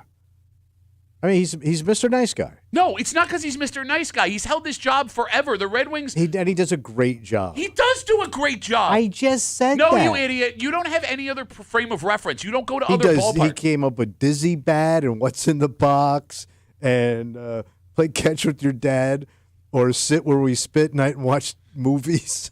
Well, Chris B writes us on Twitter. Sitting and spit. Duffy at WCMF, the easiest way to get us. He says, on that Sunday after Mace gets inducted, you can run the bases with spikes and mitts. He has to give a speech, right? Probably, yeah. Oh my God. I mean, he kind of gives a speech every night. Yeah, really. he does. You're What's right. his? Look, I'll go further. Past what he has accomplished professionally. Dan Mason, no joke, is the nicest. He's very involved too. That too. You know what I mean? Yeah. He's the nicest human being you will ever meet in He's your life. super nice. And I will say this, right? And then your show does this. Unbelievable. Serious? Oh, the big old Pat Duffy show. Okay, so I would Mr. Chuckleass. What? I would hang out on this show when you were in 7th place before I got here and saved your career. And Well, it's saved. The mics don't work. Even the engineers don't want to come around. No, but like I would just hang around when I was a broke-ass stand-up Yeah, comic. yeah. And look, when you have a job like this, some people think you're important. We're not. Yeah. Doesn't mean anything. But like as my career went on, people that treated me like crap started treating me really different because they thought they could get stuff for me. Dan Mason is the only person that treated me exactly the same from the moment I met him when I was 18 till right now. Yeah, he treated you like a regular guy. Always like, unbelievable, went out of his way, nice to meet you, shaking hands, laughing. He is, like, if you were to make me a list of, like, the top 5, like, angels on earth, Dan Mason is in there. I love that man. He's a great salesman. No, he's a good person. No, but he's a good PR guy. He's all of those things. All of those things. Yeah, can't you be all those things? Is this jealousy? Is that what this is? What jealous? What jealous? What jealous? What jealous? I mean, you've never been honored for anything. When Kano was here, he gets put into the Rochester Music Hall of Fame. You flip out. Mace gets into the Rochester Red Wings Hall of Pat Fame. and I both got awards. Oh, they did give you that media award, but it was only because you're like the last media person left. It was the last year they did it. They shut it down afterwards. That's not a joke. No, you're right. Tommy got an award, and they were like, you know what? We've run out of people to give They it don't to. recognize talent in this town. Like, we had to put on a show for you for your 30th year in radio. What do you want me to do? Stop being a dick when other people get That's accomplished. all I got. You said on the show yesterday. I am full of dick. You didn't have to finish that. Tommy said on the show yesterday, and we're not making this up, a quote of his was, I don't cheer for friends. Yes, I don't root for friends. There it is. Was his quote. And then we asked you to elaborate on that, thinking it would make it better for you, and it didn't. It got worse. So, no, I'm serious. I think that we need to take... We got to go. We got to go. I'm going, and I think... You just want to get on the field, run your mouth. I'm not going on the field. Pat Duffy, son of Lance Duffy, here he comes now. Why would I speak at his induction? No, but you'll want to be down there, Kimmy. No, I don't want to be. I'm going to sit... Y'all love to get on that field. Shut up. Video y'all asses down there hanging out with the ball players. I'm not going on the field. I'm going to sit in the stands. I'm going to watch Mace get inducted into the Red Wings Hall of Fame. Okay. And clap and cheer. Yeah, Be there for a guy. I'm bringing a whole family down. The guy is a Rochester institution. We are better in the community for having had him, and that's why he deserves to be in this Hall of Fame. Absolutely. Shut up, man. There isn't even a Hall of Fame I could think of that would even consider you. Like, seriously, what Hall of Fame? I don't know what Hall of Fame are. Oh, everyone you've ever worked with is in a Hall of Fame. Well, I don't. There's a broadcasting Hall of Fame. It's the only one I could go Yeah, in. you ain't getting in there, bro. But it doesn't even exist. What is it? It doesn't exist. It's a wall in Syracuse. Man, it's weird it doesn't exist because I know multiple people we've worked with that are on it. Yeah, you think they all deserve to be on it too? Don't you make that face? What? Do not make that face. What? Yeah, Oh, yeah, you're pulling for all those guys. Well, let me ask you this: if they don't deserve to be in it and you're not in it, what does that say about you? I don't want to be in it. Like, if we think about all of the people that we have worked with in this room and out of this room, every single one of them is either in a broadcasting Hall of Fame, a college Hall of Fame, It's all politics, bro. a town or city Hall Hey, of by Fame. the way, you got to slip them a little of this. You Yeah, gotta give 'em a little of that. because if there's one thing radio guys have, it's money to slip to get into halls of fame. Is there a Hall of Fame that Tommy could get into? 252 WCMF. Like even locally, like there's an Italian American Hall of Fame here in Rochester. But do you have to be from Rochester? Like, is it because that's tough for him too. He's not from here. Well, no, but I mean, he's not a native Rochesterian. He's lived here longer than he's lived anywhere else. He's a True. Rochester institution. True. I mean, he lives here now. I pay New York State taxes. That's a way to ingratiate yourself to the locals. Not born and raised here, though. Barber might have one. He's on CMF. What do you got? Hey, Barber, how are you, buddy? Good. The Wegmans Loyalty Shoppers Hall of Fame. They'll present him with a special platinum card. That would be cool. See, I love how you're going to make fun of who this Man, platinum Wegmans card, Wait, bro? I get a fake platinum card in this fantasy Barber's doing? This is pretty cool. I'm in. Now, Tommy, your outfit, you look like you're auditioning for Below Deck Senior Sunset Cruise. Oh, Barber, you're having a rough I like day, where buddy. you're going with it, Barber. Barber, get a nap in. Try again tomorrow. Appreciate the thought, though. Bye, Barber. I think he was trying to think of a third thing, and we're just going to get him out of there. Look, the jokes on Instagram ain't any better. Dan writes us, he belongs in the Lizard Boy Hall of Fame. You guys are brutal. All right, congratulations to our good friend Dan Mason. Man. And look, in all seriousness, Yeah. if you want to be there to honor Mace on his special day, it is August 16th. It'll be a Sunday before the game. The place will be packed. I really believe it'll be packed. Yeah, No, yeah. I'm talking 10,000, 15,000. I'm talking like lines down the street. I'm going to talk to Kimmy for a second. That guy has had an impact on so many charities, events, people's lives that I do believe that place is going to be packed for him. It's a significant moment in Rochester Red Wings history. Yeah. Bingo. Yeah. Mm-hmm. That says the Calder Cup. No. For Rochester Red Wings history? Wait, what did they win? What? What cup did they win? You tell me, Mr. I Rochester. don't know. Well, there goes any Rochester Hall of Fame shot you had getting it. Governor's Cup. Governor's Cup. Governor's Cup. Yeah. Maybe the governor comes and gives him the goddamn speech. That's not out of gives him the speech. He hands him the speech. Yeah. You are so bad at your job. You are so bad at your job and being a person. Both of those things. Let's take a break. And I'm just going to get angrier with you because you said something off mic yesterday that we have to talk about. All right. Because Tommy was doing his hourly scan through social media. Yeah. Right? You saw someone who put up a picture on Facebook or Instagram? Yeah, it was Instagram. Okay. And you're like, oh, look at this. What a dick. Look at this. Why do you hate Joy? Because, like, you trying to be big time. No, bro, you should be allowed to do this without criticism. But you ain't cool, man, doing this. This isn't an accomplishment that's so rare. It should be captured in time. It only happens a handful of times in your life. Oh, God. And you get these because you think they're cool. Yeah, true. True, but you ain't cool. We're going to tell you, according to Tommy, what else you're not allowed to do anymore. Yeah. Next here in the break room. Let's see you, man.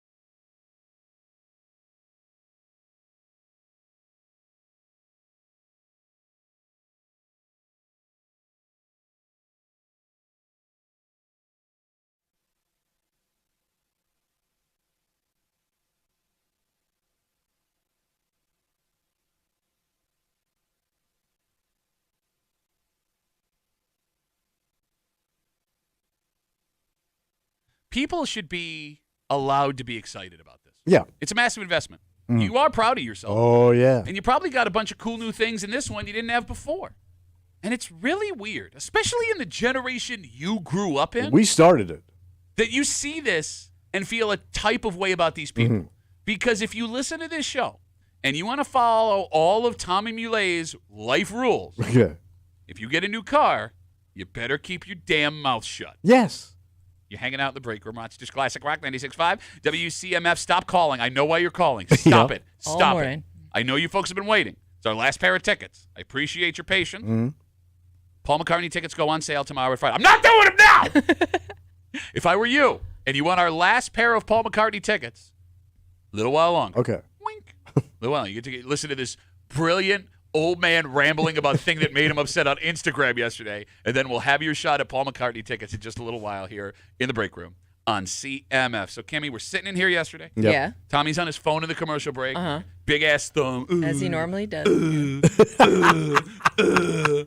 And then you see a picture. Oh, look at this. Look at this. What did you see in this picture that made you so angry? It's a guy who he just bought a car, and he's standing in front of it like he's bad. He's showing it off. Showing Yes. off his new purchase. But it's not even a flashy car. Okay, but it's a new car. It's just a standard new car, man. It's a big purchase for most people. I understand, but he's trying to act like this is like a cool, life-changing moment. Is man. it a new car? It's I'm assuming it's a new car. Okay.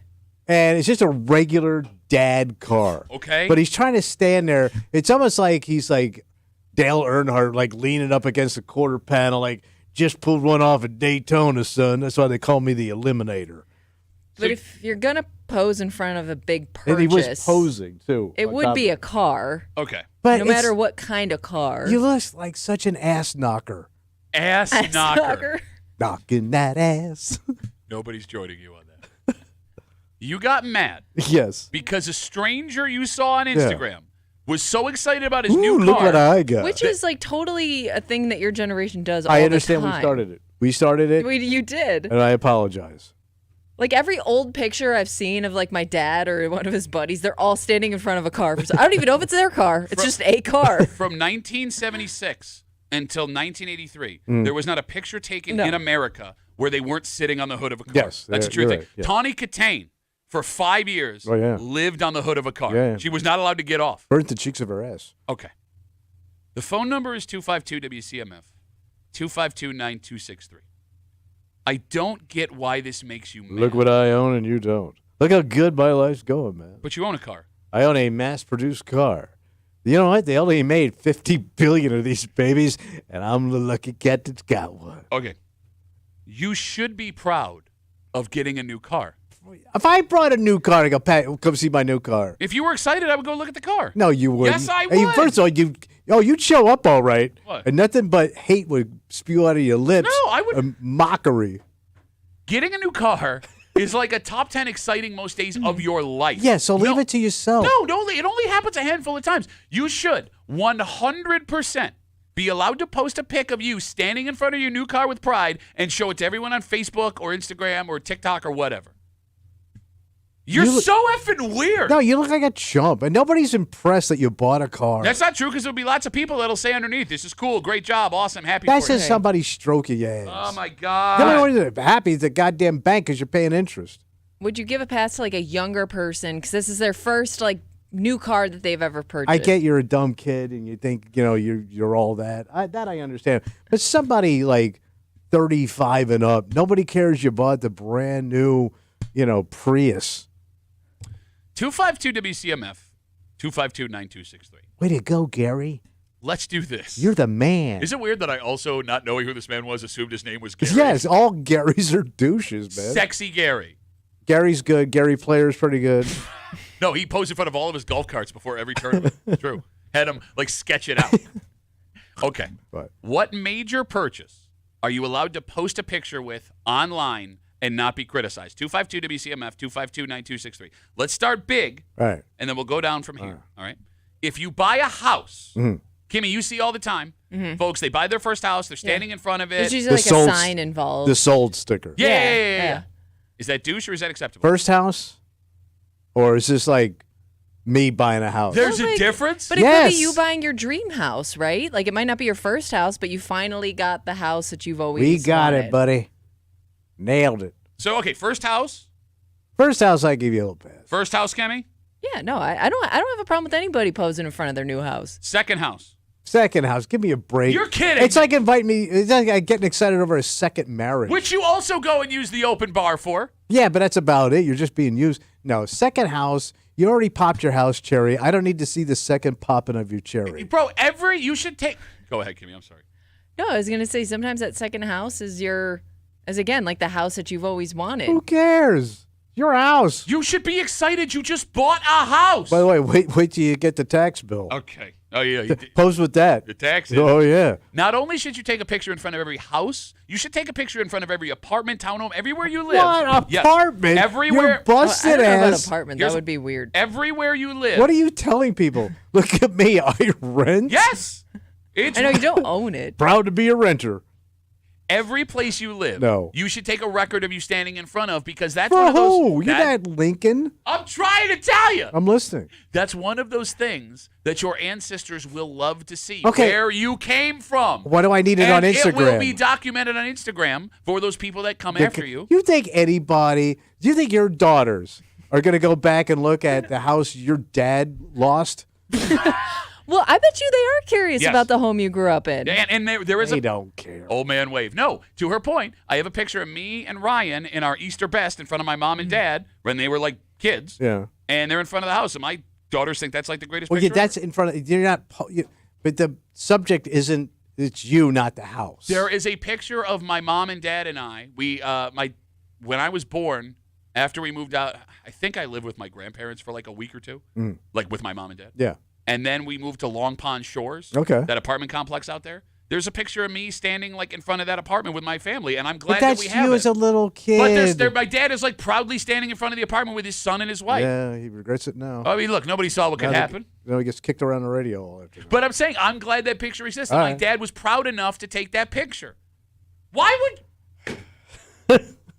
And then there's like just straight up douchey pictures, man. Okay, let's go down the list. 252 WCMF, 252-9263. There's lots of people that want to jump in here, by I'm the sure. way, before we keep going. Show offs. Tommy yesterday, going through Instagram in a commercial break, gets all mad because a guy who bought a new car posed in front of it, posted a picture. Tommy, you look like a douche. CJU writes us on Instagram, Duffy and WCMF, the easiest way to get us. Did Tommy's wife switch up the fabric softener? Goddamn, he's a firecracker this morning. Tom asks, man, can Tommy just ever be happy for someone? Did his wife pee in his Cheerios every morning? He also wants to know what your take on my new Honda Pilot is. I complimented you on that car. It's weird because I heard It's everyone funny. else say douche. I saw that on social media too. Yeah, I put a video up. Yeah. Oh yeah, he flashing around, flashing his money around. So I didn't hear you Got- say anything after that though. Just like his daddy. So I'm douchey? What's that? Me and Rich? Well, Rich is the owner. Yeah. I like Rich. Do you? You like me? I don't like some of the choices he makes in like promoters. I didn't hear you say a word about how douchey I was putting that picture up, that video. It was pretty douchey. Oh, it was douchey? Yeah, It was a pretty douchey, yeah. You, How could you Houston, call Brad douchey? That man works his ass off. He does. He's He a does. wonderful salesman. He's a great guy. Okay. So, car douche. Yeah. Car picture douche. Yeah. First home, okay. Anything after that, douche. Mhm.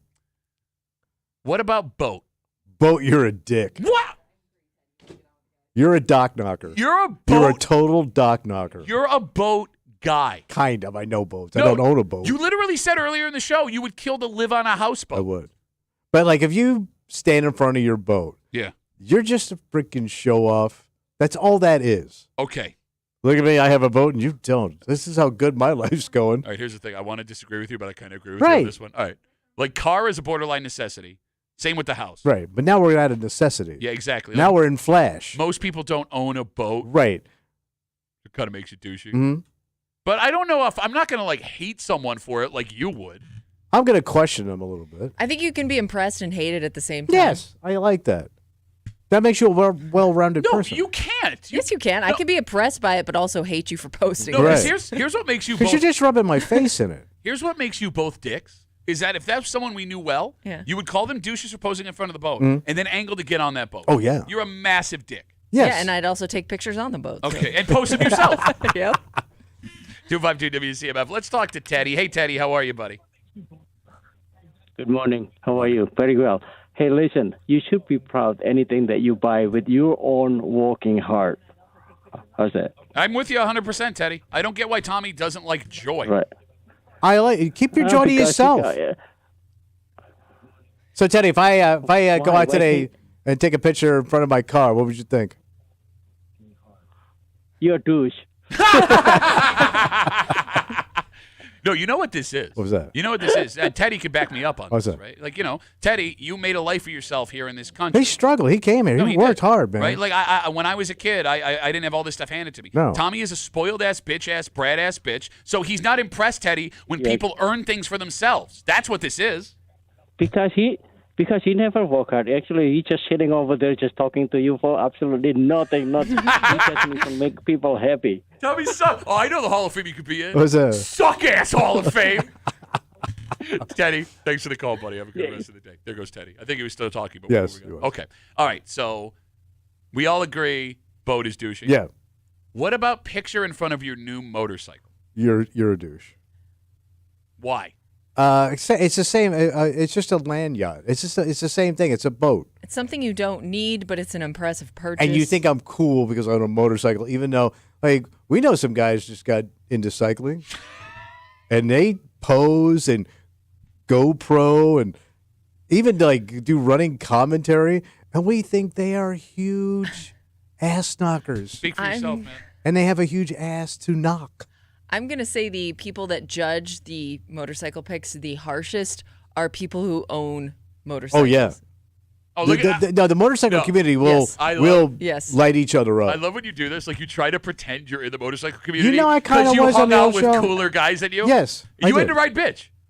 At least I rode. Have you ever actually ridden a motorcycle? Like drove one? Yeah. No, I did a Vespa. Wait a minute. On vacation. You were on a radio show for 20 years. Yeah. With guys that rode nothing but Harley. Yeah, I rode with T and Wheeze. Okay. And you never got to ride a motorcycle by yourself? No, I don't know how to ride. I don't know how to ride a motorcycle. I'm scared of a motorcycle. It's got a big engine that goes vroom, vroom, vroom. But you're a douche for taking a picture in front of it? You bitch. You're a literal bitch. You were riding bitch. Bitch ass theater. So bitch knows what he's talking about. You're amazing. Like, you'll come in here. Yeah, let me tell you about how the motorcycle community feels about things as I'm sitting on the back of the boat, feeling up T's butt cheeks. 252 WCMF. Let's talk to Mark. Hey, Mark, how are you, buddy? Good.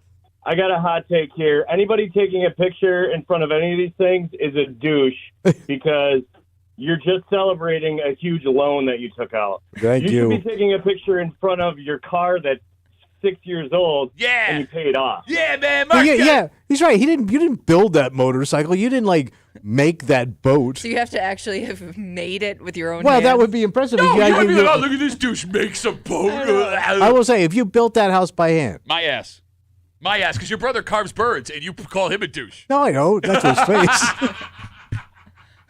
Mark, what is the most impressive thing you own in your opinion?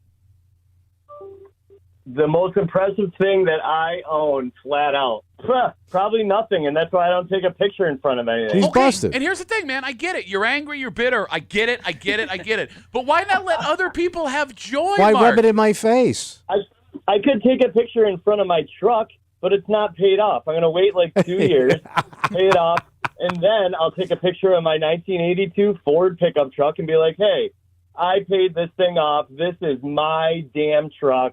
Wait. Check it out. Hold on. You're still paying on an 82? What are you paying, $4 a year? Yeah, it's a 13-year loan, okay? Okay. More than that. That's impressive. Mark, thanks for the call, buddy. I didn't know they made 13-year loans. Okay. All right. So we went through house, we went through boat, we went through motorcycle. Oh, there's some other stuff out there. Give me an example. Built-in pool. Yeah, that guy's a douche. Backyard. That's a douche. Any type of like High-end yard party stuff. setup. How about outdoor bar? Well, I was gonna say outdoor Douche. bar like finished basement. No, that one's cool. Yeah. How about a hot tub? How about you and your old lady sitting in the hot tub like you're in the Keys, and you got your cocktails and you're laid out with the bubbles all around. Yeah, it's douchey. Right? I don't know if I've ever seen. Oh, no, that's a big boomer thing to do. That is a huge thing for my generation. Yeah. You don't want to see it. hot time. You can see their skin floating. It's hot time in the winter time. Check us out. Okay. Getting away from like actual physical things. Okay. You just don't want people to be proud of themselves. That's what this comes down Be to. proud, but be self-aware. No. In that outfit? Yeah. In that outfit? Yeah, in this outfit. You see this as showing off. It I is. see this as pride. It is okay. It's the same thing, No, man. a new car is an accomplishment. A new home is an accomplishment. All right, how about this, smart guy? Oh, yeah, yeah. How about this? All right. In a few weeks, parents will start to bring their kids to college for the first time. Yes. Right? That could be me like 4 years from now. Let's say my oldest decides she gets into Cornell. Right. All right. Ivy League, buddy. No Right. big deal. I take her down to Cornell. Me, my wife, and my daughter.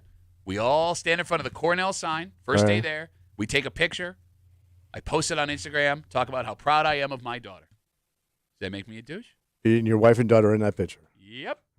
That's a great picture. Is it? Yes. Yeah. Because they're one of the good ones. Uh-huh.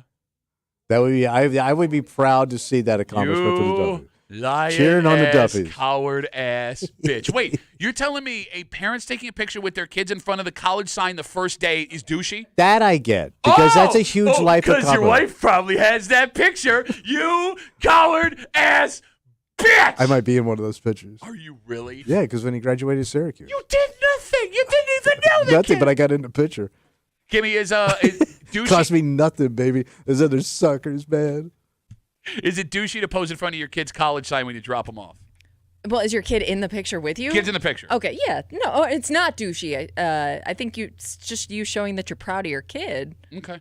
I do think you should wait to take that picture on graduation. No, because what if they don't make it? Then that picture really looks bad. No, you do it up front and you just let it lie. Yeah. Because then it looks really Whatever bad. happens after that happens. No, because I want it up front. I want the gratification up All front. right. Yeah. 252 WCMF. We'll take one more call. This conversation started because Tommy got unreasonably angry while scanning Instagram at a commercial break yesterday when a guy posed with pride in front of his new car. Buy a new house, take a picture, that's okay, but any other house, douche. Picture in front of a boat, douche. Motorcycle, douche.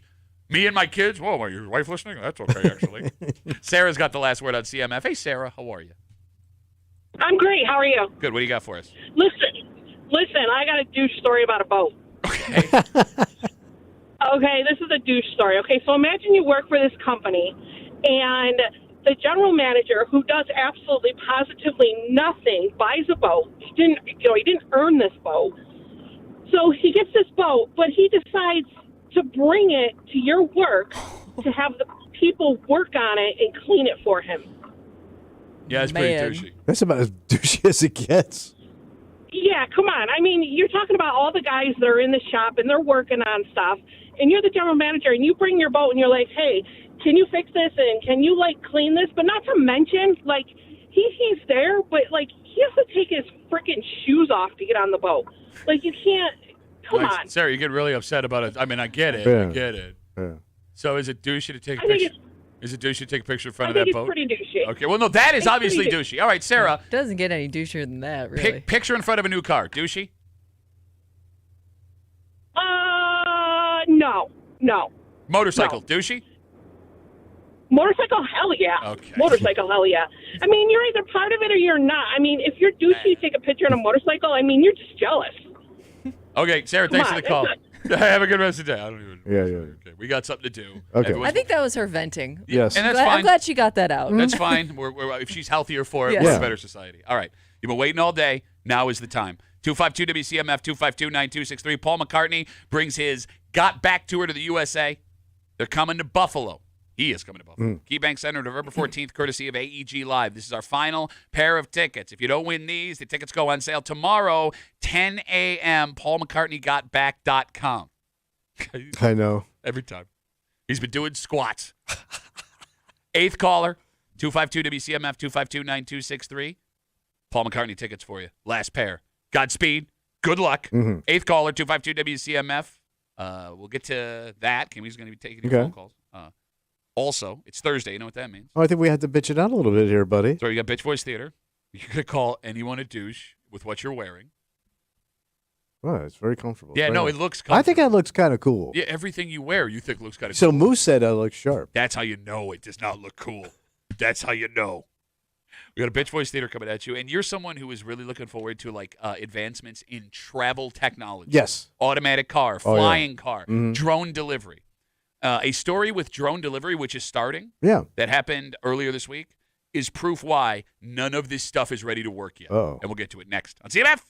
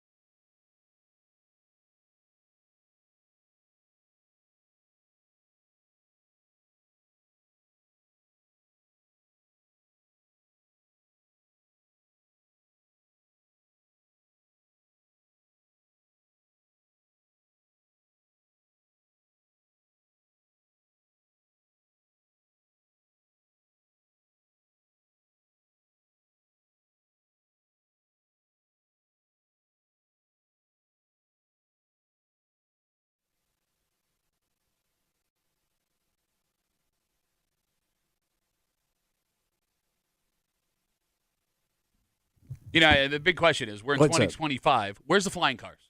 Yes. Right? Where are all these things, right? Why am I not doing this stuff? Come on. And it sounds like a great idea in theory until you start to see them exercised in reality and you realize, oh, my God, we still have so many issues we have to work out. And this ain't even a car. This is the smaller, much smaller version.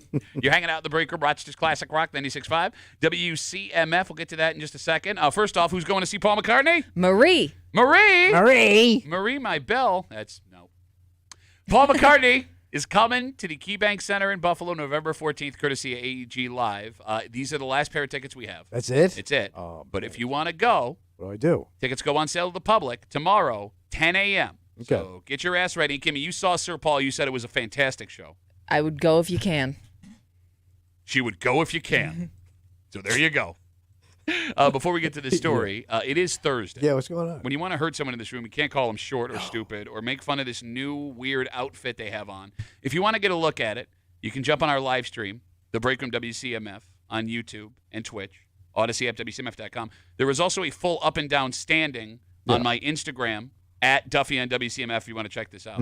Would you like to describe to the audience what this is? Well, I'm sorry.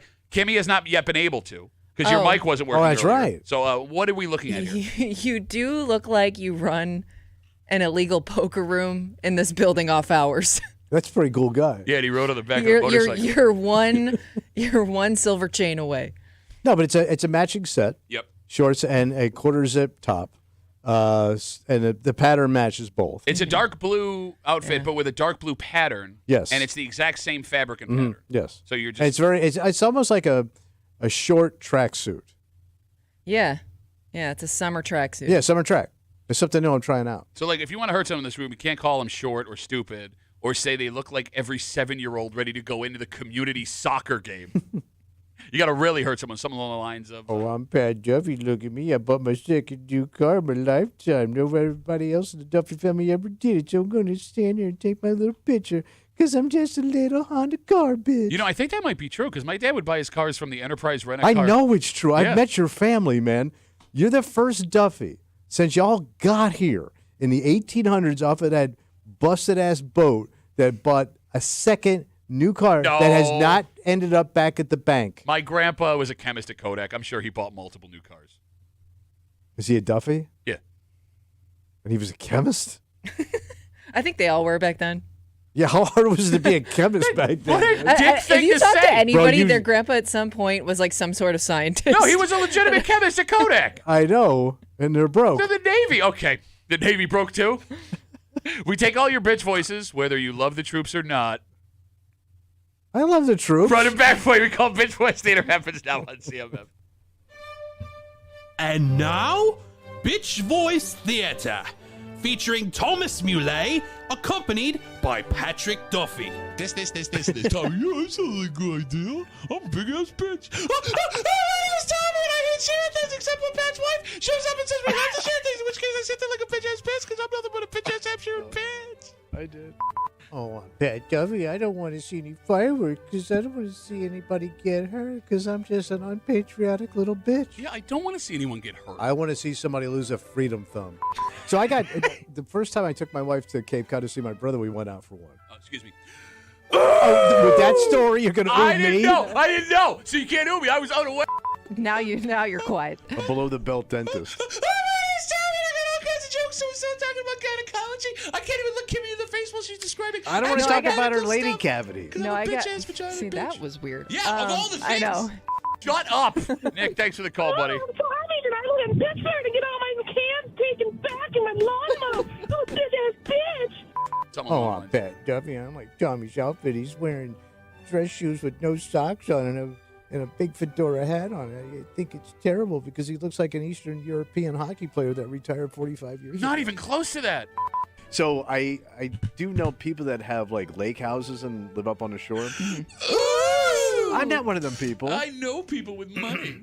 And that was Bitch Voice Theater on WCMF. So, Tommy, you've been dying for years for the new technology, Yes. futuristic technology, the driverless car, the flying car. Make things easy. Something as simple as drone delivery. Yeah. Well, let's talk about that because that's the first step here. That's pretty cool. To making this work. Amazon in certain cities and states in America have started same-day drone delivery. Yeah. In some cases, you can get your order within an hour. They're doing it in some parts of Arizona. And there is a woman who was just excited as you were, or would be, to get her first ever drone delivery from Amazon. So she orders her thing, and she waits outside in her backyard where the drone was going to drop it off. I think she even said she paid extra for this, too. She did do this. So she's got the camera on. Yeah. The drone starts to enter her area, and you can hear her go, "Oh, here it comes," and she's all excited. She has a dirt backyard. Oh, wait. Okay, like sand. Yeah. The drone, to be able to carry itself and the package that she ordered, has to use a ton of Air Force pushing it off the ground. So it's a powerful drone. Yeah. Oh, yeah. It is. It's a 4-propeller helicopter, essentially. And as the drone enters her backyard, it creates this massive dust storm. It is. She has to go inside. She's filming from inside. You can hardly see the drone at one point. Also, Kimmy, the drone drops the package on the ground. Yeah. The wind is so powerful, it then blows the package against her stone wall and takes off and goes. Yeah. And the last thing you hear in the video is, "Oh, that was a terrible idea." And it really sends home how we are not ready for any of this stuff that you think we should have. Hasn't been perfected quite But yet. you can't let us set it back, man. No, that would be a huge problem for But you got to push forward. You can't say, I don't want this. We need this stuff. Okay, then this is the gotta future. work out the kinks though first. Every invention, man, had these issues. I understand, but I want you to think about something because you want same-day drone delivery.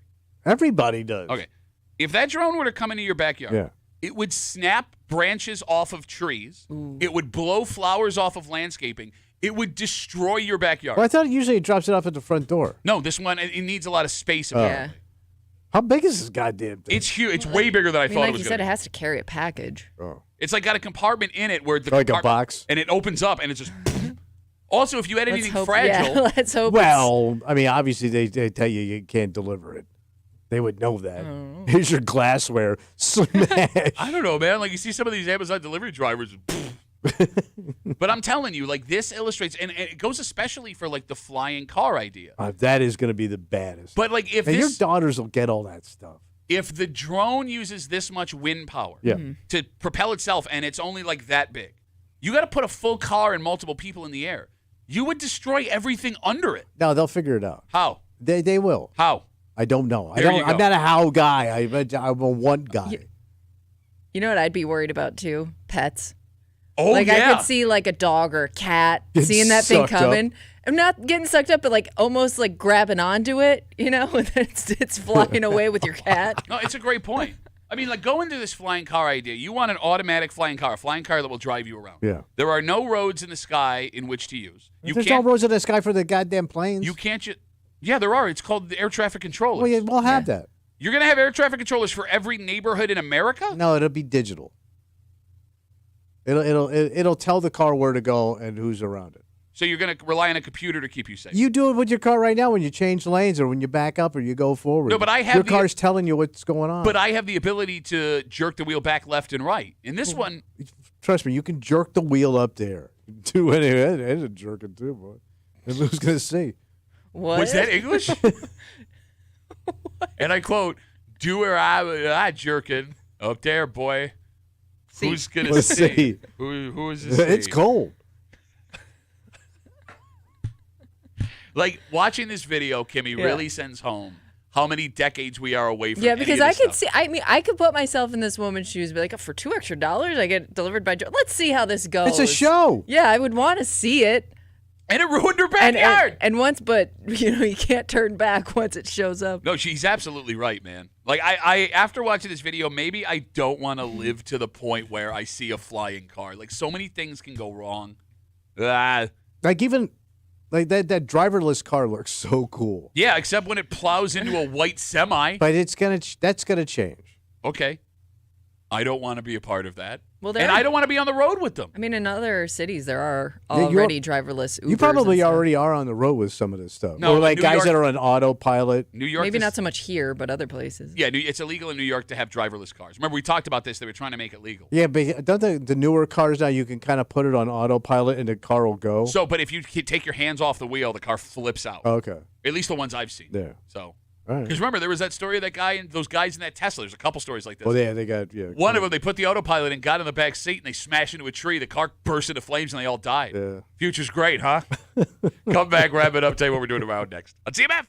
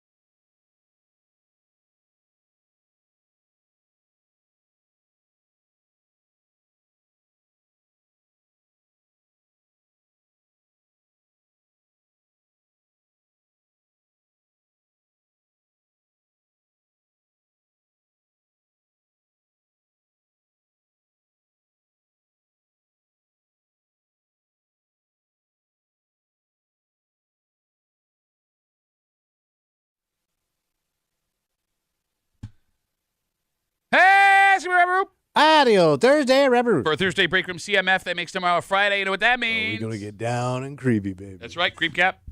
Excuse me. Coming at you. It's after 7 o'clock. Got a whole bunch more stuff, but we are super late. Jolene's on her way in. Jolene, don't take my music away, She's girl. not. 10 songs just for you, etc. So she's on her way. Sit Bless her tight. heart.